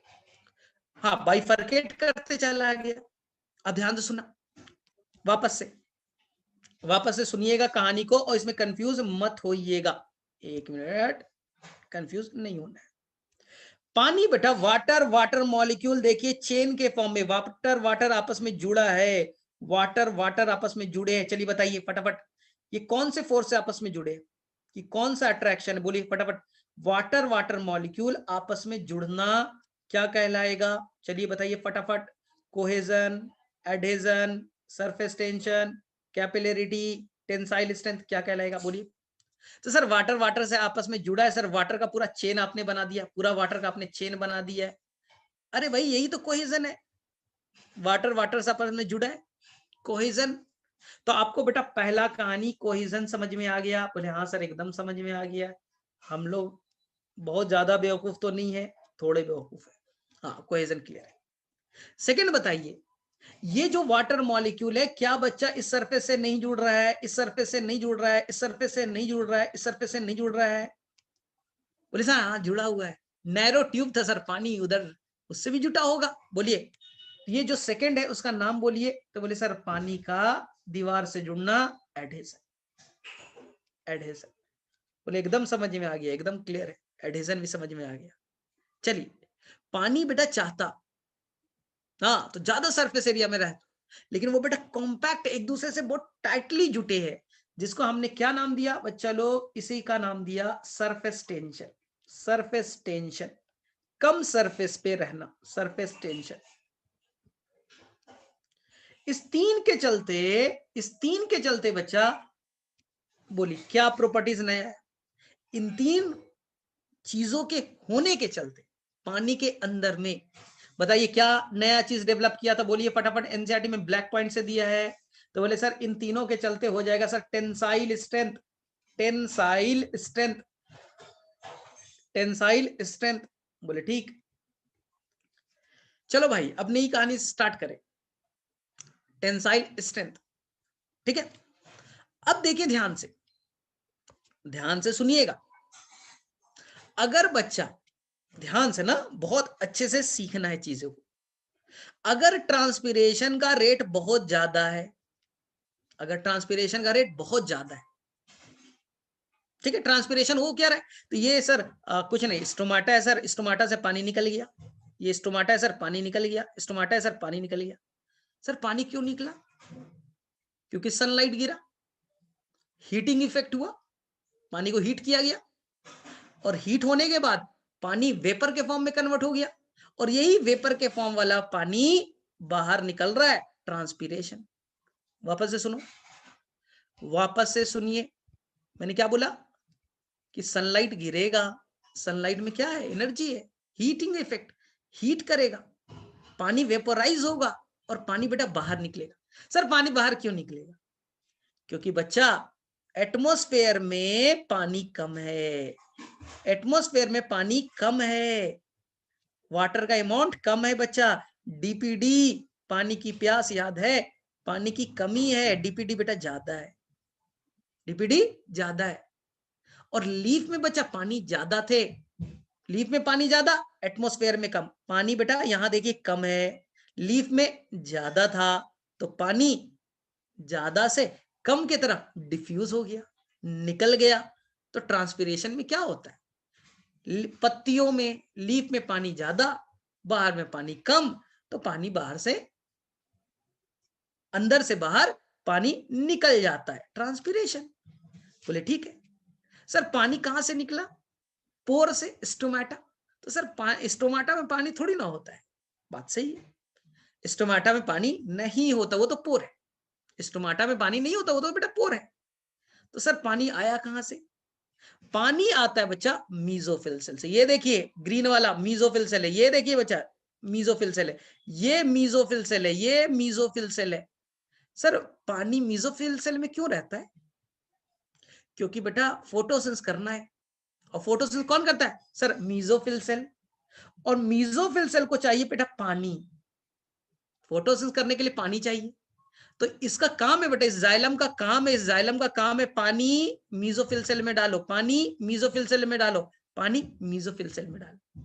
और मीजोफिल सेल को दिया गया फोटोसिंथेसिस करना, इधर उधर बेटा पैसा मत उड़ाना, पानी मत उड़ा देना। तो बोले ठीक है। तो कुछ पानी बचा, कुछ वाटर मॉलिक्यूल मीजोफिल के सेल वॉल के सरफेस पे रहते हैं, अंदर में पानी है, कुछ पानी सरफेस पे है। कहाँ है बेटा, कहाँ है पानी? मीजोफिल के जो सेल वॉल है उसके सरफेस पे, ठीक है। और कुछ वाटर मॉलिक्यूल, कुछ वाटर मॉलिक्यूल, ध्यान से सुनिएगा, मैं उसे बनाऊंगा रेड कलर से। कुछ वाटर मॉलिक्यूल, ये बेटा जो बीच में आपको गैप दिख रहा है ना मीजोफिल सेल का, मीजोफिल सेल में जो गैप दिख रहा है ना, खाली जगह दिख रहा है ना, वहां होते हैं। सर इस गैप का नाम क्या है, इस खाली जगह का नाम क्या है सर? चलिए, इसका नाम बच्चा एनसीईआरटी में दिया है। स्टोमाटा के नीचे है तो नाम होगा सब स्टोमेटल कैविटी, सब स्टोमेटल कैविटी। ध्यान से सुनिए, देखो स्टोमाटा तो पोर है, स्टोमाटा तो ये होता है, ये गार्ड सेल, और ये बेटा पोर जो तुम्हें दिख रहा है, ये पोर जो दिख रहा है बच्चा, ये स्टोमाटा है, स्टोमेटल पोर। इसके नीचे बच्चा, इसके नीचे जो खाली जगह है, इसी का नाम है सब स्टोमेटल कैविटी। यहां बेटा पानी है। सर पानी यहां कहां से आया? अरे मीजोफिल सेल ने खूब पानी पकड़ तो लिया था। मीजोफिल सेल बेटा बहुत दानवीर आदमी है। मीजोफिल सेल ने पानी को अंदर तो रखा ही रखा, अरे कुछ पानी बाहर निकाल देंगे, पानी बाहर निकाल देंगे। तो पानी कहां गया? सब स्टोमेटल कैविटी में। कुछ पानी इसके सरफेस एरिया, सेल वॉल के सरफेस एरिया पे बैठा हुआ है, सरफेस पे बैठा हुआ है। कुछ सब स्टोमेटल कैविटी में। सनलाइट आया, हीटिंग इफेक्ट हुआ, तो हीटिंग इफेक्ट से सब स्टोमेटल कैविटी का पानी स्टोमेटा के होते हुए बाहर निकल गया, पानी बाहर निकल गया, ट्रांसपीरेशन हो गया, ट्रांसपीरेशन हो गया। अब सोचो, सब स्टोमेटल कैविटी का पानी अगर निकल जाएगा तो बोलेगा मेरे अंदर पानी की कमी हो गई है। सब स्टोमेटल बोलेगा कि मेरा पानी तो निकल रहा है, देख लो मेरा पानी तो, एक मिनट यार मैंने ये वाला नहीं बनाना था, हाँ ठीक है, यहां देखिए ध्यान से, सब स्टोमेटल कैविटी बोलेगा कि मेरा पानी तो निकल गया है, मैं पानी की भरपाई अब कहां से करूंगा? तो मीजोफिल सेल बोले टेंशन मत लेना, मैं देता हूं। मीजोफिल सेल बोला मैं पानी देता हूं, तू टेंशन काहे लेता है भाई, मेरे पास बहुत पानी है। मीजोफिल सेल के पास पानी का खजाना है। सर कहां से? मीजोफिल सेल बेटा वेस्कुलर टिश्यू से मांगता है, जाइलम से मांगता है, जाइलम से मांगता है, जाइलम से मांगता है, और जाइलम को तो देना पड़ेगा क्योंकि फोटोसिंथेसिस करना है। तो जाइलम का काम है मीजोफिल सेल को देना, और मीजोफिल सेल बेटा फ्री में उड़ाया हुआ है, उड़ाया हुआ है, उड़ाया हुआ है, और सारा पानी स्टोमेटा से बाहर। तो मीजोफिल बेटा लाखों है, मीजोफिल सेल एक है क्या? एक लीफ में बेटा मीजोफिल लाखों है, सभी लाखों मीजोफिल सेल एक साथ, एक साथ जाइलम को बोलेंगे पानी ला, जाइलम को बोलेंगे पानी पानी दे मुझे। तो लाखों मीजोफिल सेल एक साथ इस पाइप पे, जाइलम नाम के पाइप से पानी मांगेंगे, पानी मांगेंगे। अब सोचिए बच्चा, ऐसे ऐसे हजारों लीफ होते हैं, ऐसे ऐसे हजारों लीफ होते हैं, और हर लीफ में लाखों मीजोफिल सेल, और सब मीजोफिल सेल पानी खींच रहा है, खींच रहा है, खींच रहा है, खींच रहा है, किससे? जाइलम से। तो पूरा का पूरा जो जाइलम है बच्चा, वो पूरा का पूरा जाइलम जो है अपना पानी मीजोफिल सेल को देगा। यानी कि जो आपका लीफ का, जो बच्चा आपका लीफ का जाइलम था वो पानी दे रहा है, सभी लीफ बेटा पानी दे दे रहे मीजोफिल सेल को। अब एक बैग सारे लीफ के जाइलम पे पानी की कमी हो रही है, इतनी पानी की कमी हुई, इतनी पानी की कमी हुई कि वो बेटा स्टेम से बेटा खींच ले रहे, स्टेम से बेटा खींच ले रहे ना, अगेंस्ट ग्रेविटी बेटा पानी ऊपर चढ़ गया, अगेंस्ट ग्रेविटी पानी ऊपर चढ़ गया, हो गया बेटा accent of SAP. Against gravity वो बेटा पानी को खींच रहे, क्यों? क्योंकि मीजोफिल सेल खींच रहा है जाइलम से, xylem under enormous tension, xylem में पानी की कमी हो रही है, वो बेटा किसे खींचेगा? लीफ वाला स्टेम से, स्टेम वाला रूट की तरफ से खींचेगा, तो इस रूट से पानी बेटा ऊपर की तरफ चढ़ना स्टार्ट हो गया। It is called the ascent of SAP, it is called the ascent of SAP. तो मेन कौन है? मेन है वो बेटा ताकत, ट्रांसपीरेशन पुल, जो पानी को अपलिफ्ट करा देता है, ऊपर की तरफ चढ़ा देता है, ऊपर की तरफ खींच करके ऊपर चढ़ा दिया। तो याद रखिएगा ये बड़ा इंपॉर्टेंट कहानी है, लेकिन ट्रांसपीरेशन पुल में इतना ताकत है कि पानी को बेटा तोड़ने की कोशिश करता है, पानी जो है ना, वाटर मॉलिक्यूल, देखिए वाटर मॉलिक्यूल इतना ताकत लगाया कि बेटा वाटर मॉलिक्यूल बिखर सकते हैं। चम्मच में पानी लो, फूंक मारो, जब फूंक मारोगे बच्चा, पानी के मॉलिक्यूल बिखरना स्टार्ट हो जाएंगे, वो रेजिस्ट नहीं कर सकते। लेकिन इतने वाटर मॉलिक्यूल आपस में जुड़े बेटा, टाइटली टाइटली जुड़े, टेंसाइल स्ट्रेंथ आ गया है, तो वो बिखर नहीं रहे, अपलिफ्ट तो हो रहे, ऊपर चढ़ तो जा रहे, आपस में उनका अलग अलग होना ना, उनका बिखरना, ये बेटा पॉसिबल नहीं हो रहा है। इसलिए एनसीईआरटी का वर्ड है, दे विल रेजिस्ट, वो अपने आप को रेजिस्ट करेंगे, बचाएंगे ना फ्रॉम द ट्रांसपीरेशन पुल से। ठीक है, तो ये टेंसाइल स्ट्रेंथ के चलते ही प्लांट के अंदर में कोई भी बेटा बिखराव नहीं हो रहा है, पानी का टूटना पॉसिबल नहीं हो रहा है। तो यही थी कहानी, कैसे ऊपर चढ़ा है। तो चलो अब बताओ, किसे किसे पांचों कहानी समझ में आ गई? कोहेजन, एडहेजन, तीसरा क्या था बच्चा? सरफेस टेंशन, जिससे बना टेंसाइल स्ट्रेंथ, ताकत से जब पानी को खींचोगे बेटा, रबर की तरह खींच जाएगा, रबर की तरह बेटा खींच तो जाएगा, वो टूटेगा नहीं ना, दे विल रेजिस्ट। और जो आपका कैपिलरिटी है, जो आपका बेटा ट्यूब है, जाइलम का जो ट्यूब पतला बनाया है, क्योंकि वो राइज करे अगेंस्ट ग्रेविटी ज्यादा पॉसिबल हो, तो इसी के चलते पानी आराम से अपलिफ्ट कर जाता है। लेकिन एक प्रॉब्लम है, लेकिन बच्चा एक प्रॉब्लम है जो एनसीईआरटी ने समझाया तो है, लेकिन बच्चा समझने के लिए तैयार नहीं। एनसीईआरटी ने एक कहानी समझाया है, लेकिन बच्चा उसे समझने के लिए तैयार नहीं। बहुत इंपॉर्टेंट लाइन है एनसीईआरटी का, मैं पढ़ा रहा हूं। देखिए बच्चे, ये रूट, थोड़ा लॉजिकल रहिएगा, एक कहानी बस बता रहा हूं, फिर कंप्लीट हो जाएगा ये पार्ट। ये रूट हेयर, ये बच्चा स्टेम, ये बच्चा स्टेम, और ये है बच्चा लोग आपका लीफ। एनसीईआरटी का वर्ड बोलूंगा, एनसीईआरटी में गिवन है ये चीज, ध्यान से सुनना। आपको पता है भाई, ये आपका जाइलम, रूट का जाइलम जुड़ा होता है स्टेम से, और स्टेम का जाइलम होता है बेटा लीफ से।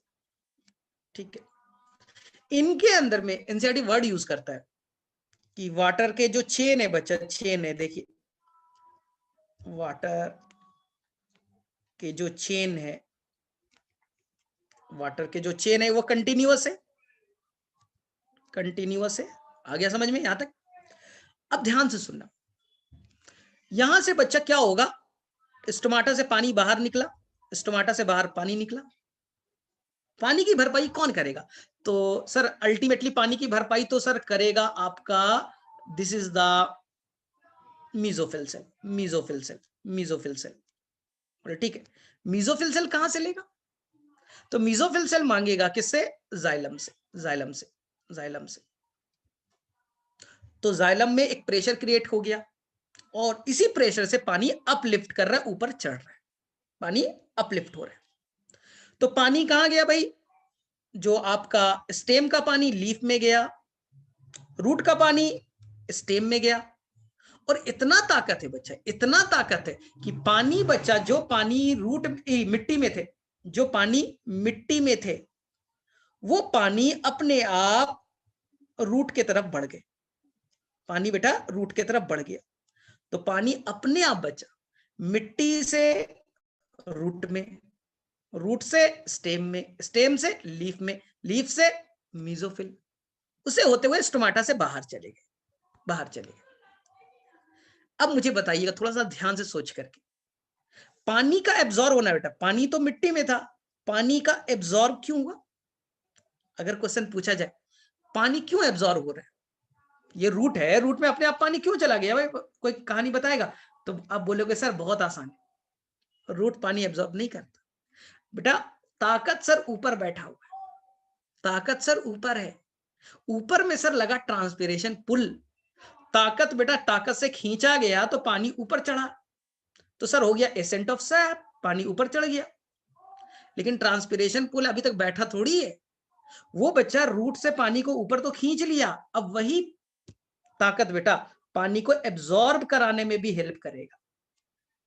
तो याद रखिएगा बच्चा, जो पानी प्लांट के अंदर एब्जॉर्ब होता है, रूट से पानी बेटा जो रूट में, मिट्टी से पानी जो रूट में जाता है, वो मेनली बच्चा 96% पानी इसी के थ्रू जाता है, और इसमें कोई एनर्जी खर्च नहीं हो रहा है। इसका नाम होगा बेटा पैसिव ट्रांसपोर्ट। 96% जो पानी मिट्टी से रूट में जाता है, उसके लिए कोई एनर्जी खर्च नहीं करना है। रूट बैठा हुआ है, ताकत ऊपर लगेगा, ऊपर से खींचा जाएगा, तुम बैठे हुए रहना, अपने आप तुम्हारे अंदर पानी आ जाएगा। ट्रांसपिरेशन पुल ही वो ताकत है जो पानी को एब्जॉर्ब कराता है। तो 96% पानी इसी तरह से मिट्टी के अंदर से एब्जॉर्ब होते हैं। तो याद रखिएगा, मैक्सिमम वाटर पैसिव ट्रांसपोर्ट करता है। तो बोले सर यानी 4% एक्टिव होगा। तो देखिए अभी तो बताया था, 4% की कहानी भी सुनिए। 4% की कहानी तो बता दिया मैंने। ये बेटा रूट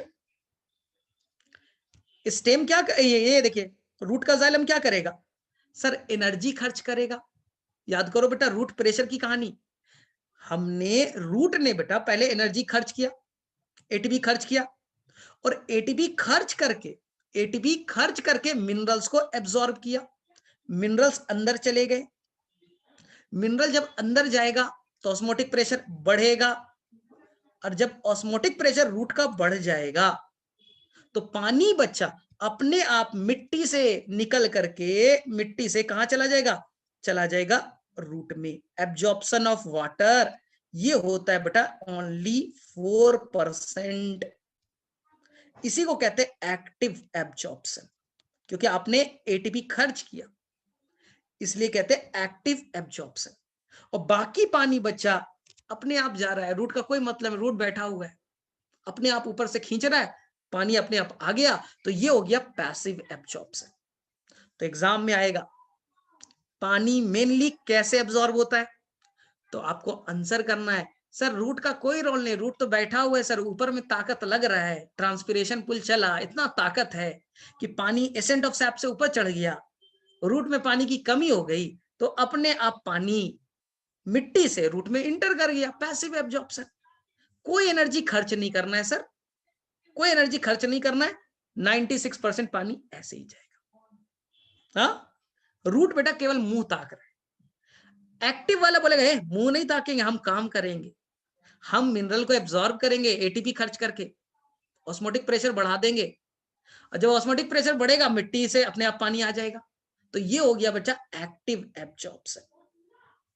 तो याद रखिएगा ट्रांसपिरेशन पुल से होगा पैसिव एब्जॉर्प्शन, और रूट प्रेशर वाली जो कहानी थी वो थी बेटा एक्टिव एब्जॉर्प्शन। कंफ्यूज नहीं होना है। चलो आप बताओ किसे किसे क्लियर है ये कहानी, आ रहा है कोई समझ में, ऊपर से जा रहा है? चलो फटाफट,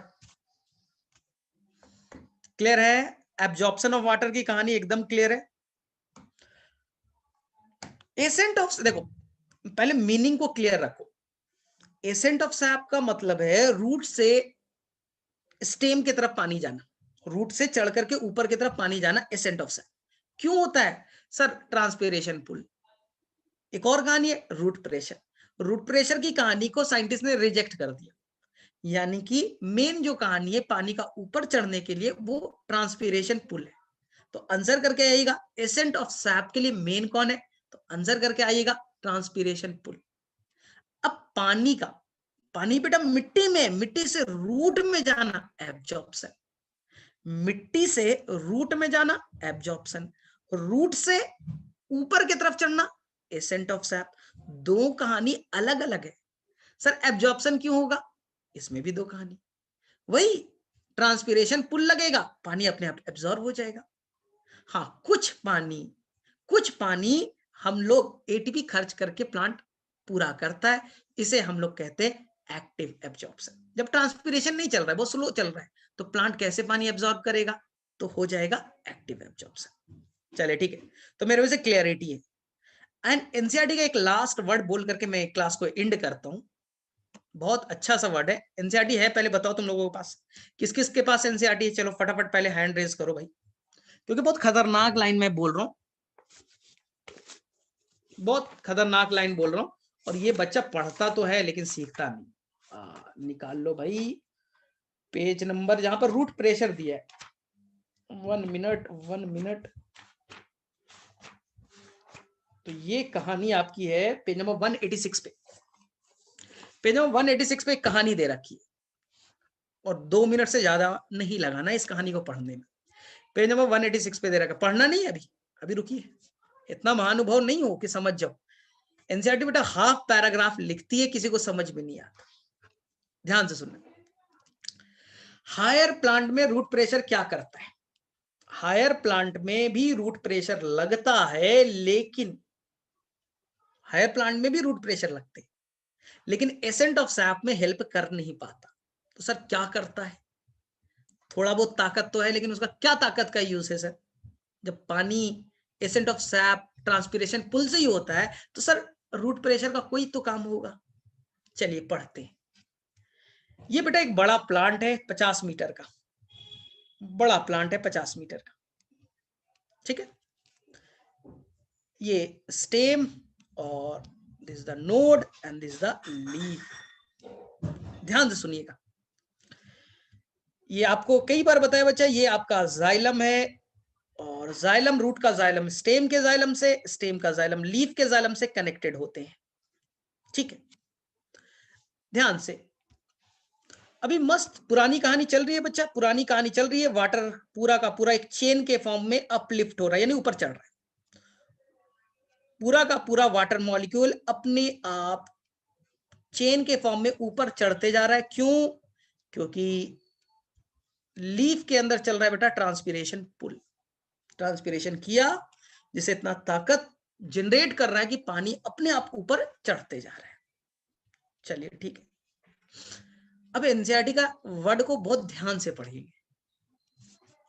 लिखता है बेटा अंडर इनॉर्मस टेंशन, यानी बहुत ज्यादा अगर पानी निकालिए, अगर ट्रांसपिरेशन का रेट बहुत ज्यादा है, अगर ट्रांसपिरेशन का रेट बहुत ज्यादा है, गर्मी का टाइम है, खूब ट्रांसपिरेशन हो रहा है, ध्यान से सुनिएगा।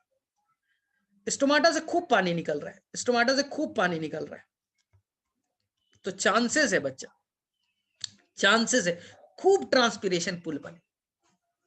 और ट्रांसपिरेशन पुल अगर बहुत ज्यादा हो गया बच्चा, मान लीजिए बहुत ट्रांसपिरेशन पुल बन गया, तो चांसेस है कि ये जो आपका वाटर का लेयर है बेटा, टूटने का डर है। ये वाटर का जो लेयर है ना, बीच बीच से टूट जाएगा, बीच बीच से टूट जाएगा। सर बीच में टूट जाएगा तब क्या हो जाएगा सर?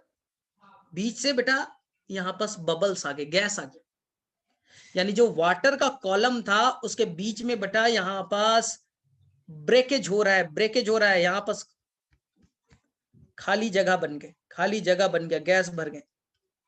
इसे कहते हैं कैविटेशन, इसे कहते हैं बेटा कैविटेशन। ध्यान से सुनना वापस से। अगर ट्रांसपिरेशन का रेट बहुत ज्यादा हो, ट्रांसपिरेशन पुल बहुत ज्यादा हो, तो वाटर का टेंसाइल स्ट्रेंथ उसे बर्दाश्त नहीं कर सकता, और वो बीच बीच से बेटा टूटने लगते हैं। बीच बीच में गैस मॉलिक्यूल खाली होने लगा, कैविटी बनने लगा, कैविटी बनने लगा, इसे कहते हैं कैविटेशन। अगर कैविटेशन हो गया तो वाटर का बेटा मूवमेंट बहुत स्लो हो जाएगा। सर कैसे? तुम्हारे घर में बेटा पाइप है, कभी देखते हो पाइप से ये बेटा पानी आ रहा है, पानी आ रहा है, ठीक है ना। कभी कभी देखना जब पानी कम होने लगता है, पानी कम होने लगता है, तो देखना क्या होता है बेटा, यहाँ पास बबल्स आ जाते हैं, और बेटा आवाज करते हुड़ हुड़ करते रहते हैं। कभी टैप को खोलो, बस आवाज कर रहा है, हुन हान कर रहा है, और बहुत स्लो बेटा पानी गिर रहा है। तो तुम जाते हो, दे पानी खत्म हो गया है, जाके मोटर ऑन करो, मोटर ऑन कीजिएगा, पानी भरेगा, फिर से पाइप में आएगा, तो वो बेटा कैविटी फुलफिल हो जाएगा। तो पानी क्यों नहीं आता है? हाँ, क्योंकि वहां पर कैविटी बन गई, ब्लॉकेज हो गया, बीच बीच में गैप बन गया, और गैप से बेटा पानी का रेट स्लो हो गया, पानी का रेट बेटा चलने का स्लो हो गया है। इसलिए फिर से ऊपर से पानी डालिएगा तो प्रेशर बढ़ेगा, वो बेटा कैविटी खत्म होगी और पानी आगे बढ़ेगा, आपके पास वापस से आ जाएगा। हर घर में होता है, टेंशन की बात नहीं है। खोलते हो तो हुड़हाड़ खाली करते रहता है बेटा, केवल आवाज करता है, पानी आता नहीं, क्योंकि बीच बीच में कैविटी बन गई। कैविटी से स्लो हो गया।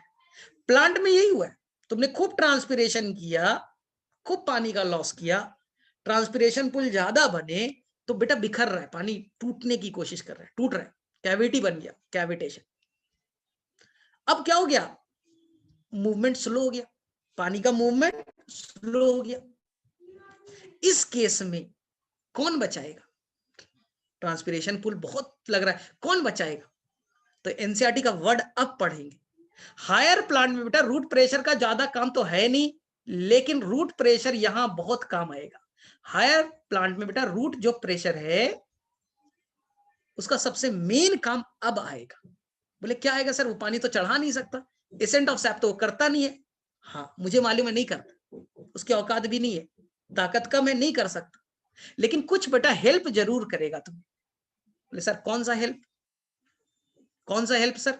ध्यान से सुनिए, एनसीईआरटी का बेटा वर्ड है कि रूट के अंदर में बचा पानी आपने फुलफिल किया। ये देखिए ग्रीन वाला, रूट में बेटा पानी फिलफिल हुआ, रूट प्रेशर ही था ना कि रूट के अंदर में मिनरल्स लाइए, ऑस्मोटिक प्रेशर बढ़ेगा, पानी अंदर आएगा, रूट के अंदर में खूब सारे पानी हो जाएंगे, प्रेशर लगेगा, इस प्रेशर से पानी को ऊपर ढकेला जाएगा। जो प्रेशर बना बच्चा, रूट ने जो प्रेशर बनाया, उसी प्रेशर से हम पानी को ढकेल रहे।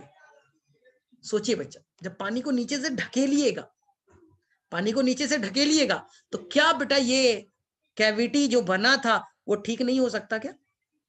जो आपने कैविटी बनाया, गैप जो क्रिएट हुआ, क्या बेटा फुलफिल नहीं हो जाएगा? क्या वो बेटा कंटिन्यूअस वापस से चेन नहीं बन जाएगा? तो हायर प्लांट में ascent of sap root pressure तो नहीं करा सकता, लेकिन वो होता है। और जब ट्रांसपिरेशन का रेट बहुत ज्यादा हो जाता है, अंडर इनॉर्मस टेंशन लिखता है, बहुत ज्यादा हो गया, तो वाटर की कंटिन्यूटी को बनाने के लिए ये बेटा नीचे से पुश कर देता है, ढकेलता है कि वो कैविटी को फुलफिल किया जा सके और वाटर का चेन बेटा कंटिन्यूअस बना रहे। इसी लाइन को मैं एनसीईआरटी से पढ़ता हूं। पेन जब निकालिए 186, आप पढ़ते तो हो नहीं तो मैं ही पढ़ता हूं 186। वहां पे एक वर्ड दिया बेटा गटेशन, उसके नीचे का लाइन देखिए, यानी सेकंड पैराग्राफ, वहां पे एक वर्ड होगा बेटा ब्लैक पॉइंट से गटेशन, उसके नीचे पढ़िए, बहुत अच्छा लाइन है, पढ़ रहा हूं। Root pressure can at best only provides modest push in the overall process of water transport. मैंने बोला था ना, पुश और पुल दो अलग अलग चीजें। रूट प्रेशर पानी को रूट में पकड़ना, प्रेशर से ऊपर की तरफ धकेलना, तो ये रूट प्रेशर पानी को ढकेलने का ही प्रोसेस होता है। They obviously do not play a major role in water movement up tall tree। बोला था टॉल ट्री में तुम्हारा कोई औकात नहीं है, वाटर का मूवमेंट में तुम्हारा कोई रोल नहीं है, चुप से बैठो। बोले हाँ ठीक है, चुप से बैठ जाते हैं हायर प्लांट में। तो सर करेंगे क्या हायर प्लांट में? चलिए सेकेंड लाइन पढ़े, the greatest contribution of root pressure may be. Higher plant में रूट प्रेशर का काम को पढ़े, may be reestablish the continuous chain of water molecule. जो बेटा वाटर मॉलिक्यूल का जो चेन है बीच बीच से टूटने लगा था इनॉर्मस टेंशन पे, तो उस चेन को हम लोग मेंटेन करने का काम रूट प्रेशर करेगा। कैसे sir? The greatest contribution of root pressure may be to reestablish the continuous chain of water molecule in the xylem which often break, जो प्राय ब्रेक हो जाते हैं under the enormous tension. Under the enormous tension वो break हो जाता है, created by transpiration. Transpiration के दौरान जो बीच बीच में कंटिन्यूटी ब्रेक हो जाता है, जिसे मैंने कैविटेशन का, कैविटी बन गया, तो वाटर चेन को वापस से कंटिन्यूअस बनाने के लिए नीचे से थोड़ा धक्का मार देता है, भैया कि तेरे पर ऊपर नहीं चढ़ रहा है, तो हम नीचे से थोड़ा धक्का मार देते हैं कि कंटिन्यूटी बन जाए। तो हायर प्लांट में रूट प्रेशर का यही काम है। ठीक है, याद रखिएगा, root pressure does not account for the majority of water transport. ये मैंने पहले ही बोला, रूट प्रेशर ज्यादा इंपॉर्टेंट रोल तो प्ले करता नहीं वाटर के ट्रांसपोर्ट में। Most plant meet their need by transpiration pull. तो जिसका क्वेश्चन ये था सर एसेंट ऑफ सैप कौन कराएगा? एनसीईआरटी का लाइन है बच्चा, रूट प्रेशर नहीं कराएगा। एनसीईआरटी ने लिख दिया वो ट्रांसपिरेशन पुल कराएगा। सर पानी एब्जॉर्ब कौन कराएगा? मैंने अभी बोला, सेम कहानी को रिपीट कर दो। हाँ, सेम कहानी को रिपीट कर दो, ट्रांसपिरेशन पुल ही वाटर एब्जॉर्ब कराने में भी हेल्प करेगा। तो ये याद रखिएगा, कहीं पर गड़बड़ नहीं करना है। तो चलो, मेरे में से एकदम क्लियरिटी है, किसी बच्चे को कोई कंफ्यूजन नहीं होना चाहिए। चलो एक बार बताओ, किसे किसे ये क्लियरिटी हो गई? फटाफट हैंड रेज करो भाई।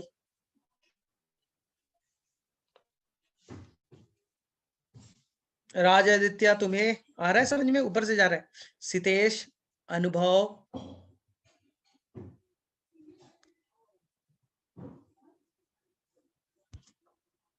ठीक है। तो आई थिंक चलो ठीक है, तो यानी कि अब तुम लोग जाकर के क्वेश्चंस भी बनाना स्टार्ट कर दोगे। तो चलो मैं कुछ क्वेश्चंस केवल पूछ लेता हूं और उसके बाद ठीक है। अच्छा ठीक है, अगर ये बताइए कि अगर हम रूट को रिमूव करके, रूट को काट देंगे, ठीक है, प्लांट को वाटर के बीकर में, पता नहीं क्या बोल रही है सर, ये बताइए कि अगर हम रूट को रिमूव कर दे करके प्लांट को वाटर के बीकर में डाल दे तो क्या? मैंने किया था तो एक्सपेरिमेंट, अगर तुम रूट को काट दो और बीकर में डाल दो फिर भी पानी ऊपर चढ़ जाएगा, क्योंकि पानी का चढ़ना, ये तुमने यही बोला, ये बीकर है और ये प्लांट है, प्लांट का रूट है, ये स्टेम है और ये लीफ है, यही है ना? और तुमने बोला कि सर हम रूट को काट दे भाई, ये लो और काट दो रूट को, ठीक है। हाँ, थोड़ा सा बीकर बड़ा रहना चाहिए ना। पानी अपने आप, देखो पानी क्यों जाएगा, तुम बोलोगे सर पानी कैसे जाएगा अब ऊपर? भाई पानी जो जाएगा वो डायरेक्टली स्टेम के जाइलम में चला जाएगा। पानी जो डायरेक्टली वो स्टेम के जाइलम में चला गया, स्टेम के जाइलम में चला गया, स्टेम जाइलम तो पोर है, और जाइलम के अंदर चला गया, ट्रांसपिरेशन पुल लगा, पानी ऊपर चढ़ गया, पानी ऊपर चढ़ गया। कहानी इज क्लियर, ठीक है। इसीलिए तो मैंने प्रूफ किया कि root pressure ascent of sap में पार्टिसिपेट नहीं करता है ना। हायर प्लांट में इसका कोई रोल ही नहीं है, वहां ट्रांसपिरेशन पुल ही संभालता है सारा काम। चलो ठीक है, तो चलो फटाफट ये बताओ, रूट प्रेशर थ्योरी किसने दिया था? रूट प्रेशर थ्योरी, अच्छा ग्रो करेगा वो अलग कॉन्सेप्ट है, ग्रो करेगा क्योंकि पानी तो जा ही रहा है, मिनरल का एब्जॉर्प्शन नहीं होगा, मिनरल का एब्जॉर्प्शन नहीं होगा, ठीक है। तो याद रखना है, रूट प्रेशर थ्योरी किसने दिया, एक क्वेश्चन बनेगा, चलो फटाफट तो आंसर करिएगा, प्रिस्टले, ठीक है। सेकेंड क्वेश्चन ना, ट्रांसपिरेशन पुल थ्योरी किसने दिया? ट्रांसपिरेशन पुल थ्योरी किसने दिया? किसने दिया था transpiration pull theory? Dixon and Jolly, ठीक है। किसने दिया था मास फ्लो हाइपोथेसिस? किसने दिया था मास फ्लो हाइपोथेसिस? कल बताया था, mass flow hypothesis was given by which scientist? कल बताया था, कहां रहते हो भाई? कल मैंने पढ़ाया था तो कुछ याद है नहीं है, अच्छी बात है। कुछ बताया था कल मंच करके, महानुभव है सब।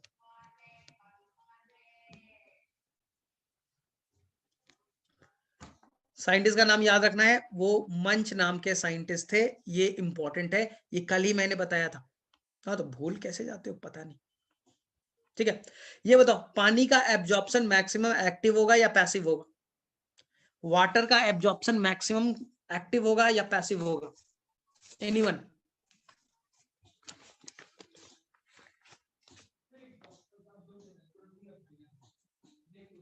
ठीक है, पैसिव। कहां पास लिखा है? पेज नंबर 189 पे देखिए, ये एनसीईआरटी में बेटा लाइन लिखा है, आप पढ़ोगे तब ना। पेज नंबर 189 पे एक टॉपिक गिवन है, Uptake of minerals ion, Uptake of minerals ion. वहां पर कहता है कि जो रूट जो है, इस रूट के जाइलम में मिट्टी से वाटर भी आएगा और मिट्टी से मिनरल्स भी आएंगे। तो जो पानी का एब्जॉर्प्शन है, पानी का जो एब्जॉर्प्शन यहां तक आएगा रूट के अंदर, वो पैसिव होगा, मेनली पैसिव होगा। ठीक है, क्योंकि ट्रांसपिरेशन पुल चल रहा है, पानी को खींचा जा रहा है, तो ट्रांसपिरेशन पुल के चलते ही पानी एब्जॉर्ब हो गया। तो थोड़े बहुत मिनरल्स भी एब्जॉर्ब हो जाएंगे, थोड़े बहुत मिनरल्स भी उसी पानी में बैठ करके अंदर आ जाएंगे। मिनरल्स एब्जॉर्प्शन में मेनली, मिनरल एब्जॉर्प्शन में मेनली होगा बेटा एक्टिव। एक्टिव ये कैसे होगा, ये कल का टॉपिक है। कुछ मिनरल्स इस पानी के साथ बैठ करके अंदर आ जाएंगे, एब्जॉर्ब हो जाएंगे, तो कुछ मिनरल्स होगा पैसिव, मेनली होगा बेटा एक्टिव। मेनली क्या होगा, एक्टिव। तो एनसीईआरटी में यही लाइन लिखा है, अनलाइक वाटर। वाटर में हम सभी को पता है कि मेनली पैसिव होता है, लेकिन मिनरल्स में कहानी उल्टी है। क्योंकि मिनरल्स के अंदर में जब हम पढ़ेंगे तो ये बेटा रूट है, रूट के अंदर में ऑलरेडी मिनरल्स ज्यादा होते हैं, रूट के अंदर में ऑलरेडी मिनरल का कंसंट्रेशन ज्यादा होता है। देखिए केटायन एनायन ज्यादा है, और बाहर में केटायन एनायन है लेकिन दूर दूर में है, यानी डेंसिटी कम है। डेंसिटी बच्चा कम है, देख लीजिए कम है। तो कंसंट्रेशन कहां ज्यादा है सर, रूट के अंदर में कंसंट्रेशन ज्यादा है इसलिए, और बाहर में कंसंट्रेशन कम है।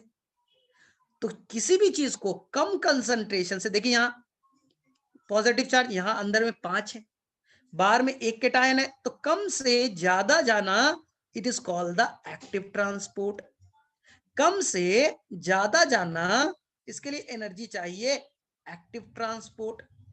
एक कहानी। मान लो बच्चा अंदर में 5 कैल्शियम है, calcium calcium calcium calcium calcium, और बाहर में मान लो 10 कैल्शियम है, बाहर में 10 कैल्शियम है। लेकिन कैल्शियम पे कैसा चार्ज है सर, कैल्शियम पे तो पॉजिटिव चार्ज है, और ये भी जो कैल्शियम अभी अंदर आने वाला है, ये भी कैसा चार्ज है सर, पॉजिटिव है। दोनों का चार्ज एक समान है। हाँ ज्यादा से कम ही आ रहा है, लेकिन बेटा चार्ज वाली चीज को लाओगे तो रिपेल होता है। अंदर में भी पॉजिटिव, बाहर से भी आ रहा है, वो भी बेटा पॉजिटिव वाला आ रहा है, तो वो रिपेल करेगा, वो एक दूसरे को रिपेल करेंगे, तो वो आना पसंद नहीं करता। इसलिए हम जबरदस्ती बेटा ताकत से खींचते हैं, रिपल्शन के अगेंस्ट उसे खींचते हैं। तो ये कैसा हो गया, हमें एटीपी खर्च करना पड़ेगा, एक्टिव। तो एनसीईआरटी का क्या लाइन है, unlike water, water absorption mainly passive होता है, लेकिन मिनरल एब्जॉर्प्शन दोनों होते हैं, लेकिन मेनली क्या होगा, एक्टिव। क्यों, रूल नंबर 1, क्योंकि मिनरल्स का अमाउंट बाहर में कम है और अंदर में ज्यादा है। मिनरल्स अंदर में केटायन ज्यादा है, बाहर में कम है, तो अगेंस्ट कंसंट्रेशन ग्रेडियंट कम से ज्यादा जाएंगे, एक्टिव लगेगा, एक रूल। दूसरा, ठीक है, इस पे पॉजिटिव चार्ज, ये भी positive charge, positive positive repel करता है, रिपेल करता है, तो रिपेल करना है, रिपल्शन को खत्म करके खींचना है, तब भी तो एनर्जी खर्च होगा। और कुछ मिनरल्स बच्चा लोग, पानी चले रूट में, तो इस ट्रांसपिरेशन पुल से ही अंदर बैठ गए, पैसिवली आ गया। तो ये याद रखेंगे, हम लोग अगले क्लास में पढ़ेंगे मिनरल एब्जॉर्प्शन कैसे होगा। तो अब जाइए और आज जाकर के एनसीईआरटी को अच्छे से पढ़िएगा और डॉक्टर अली से सारे क्वेश्चन बनाइए।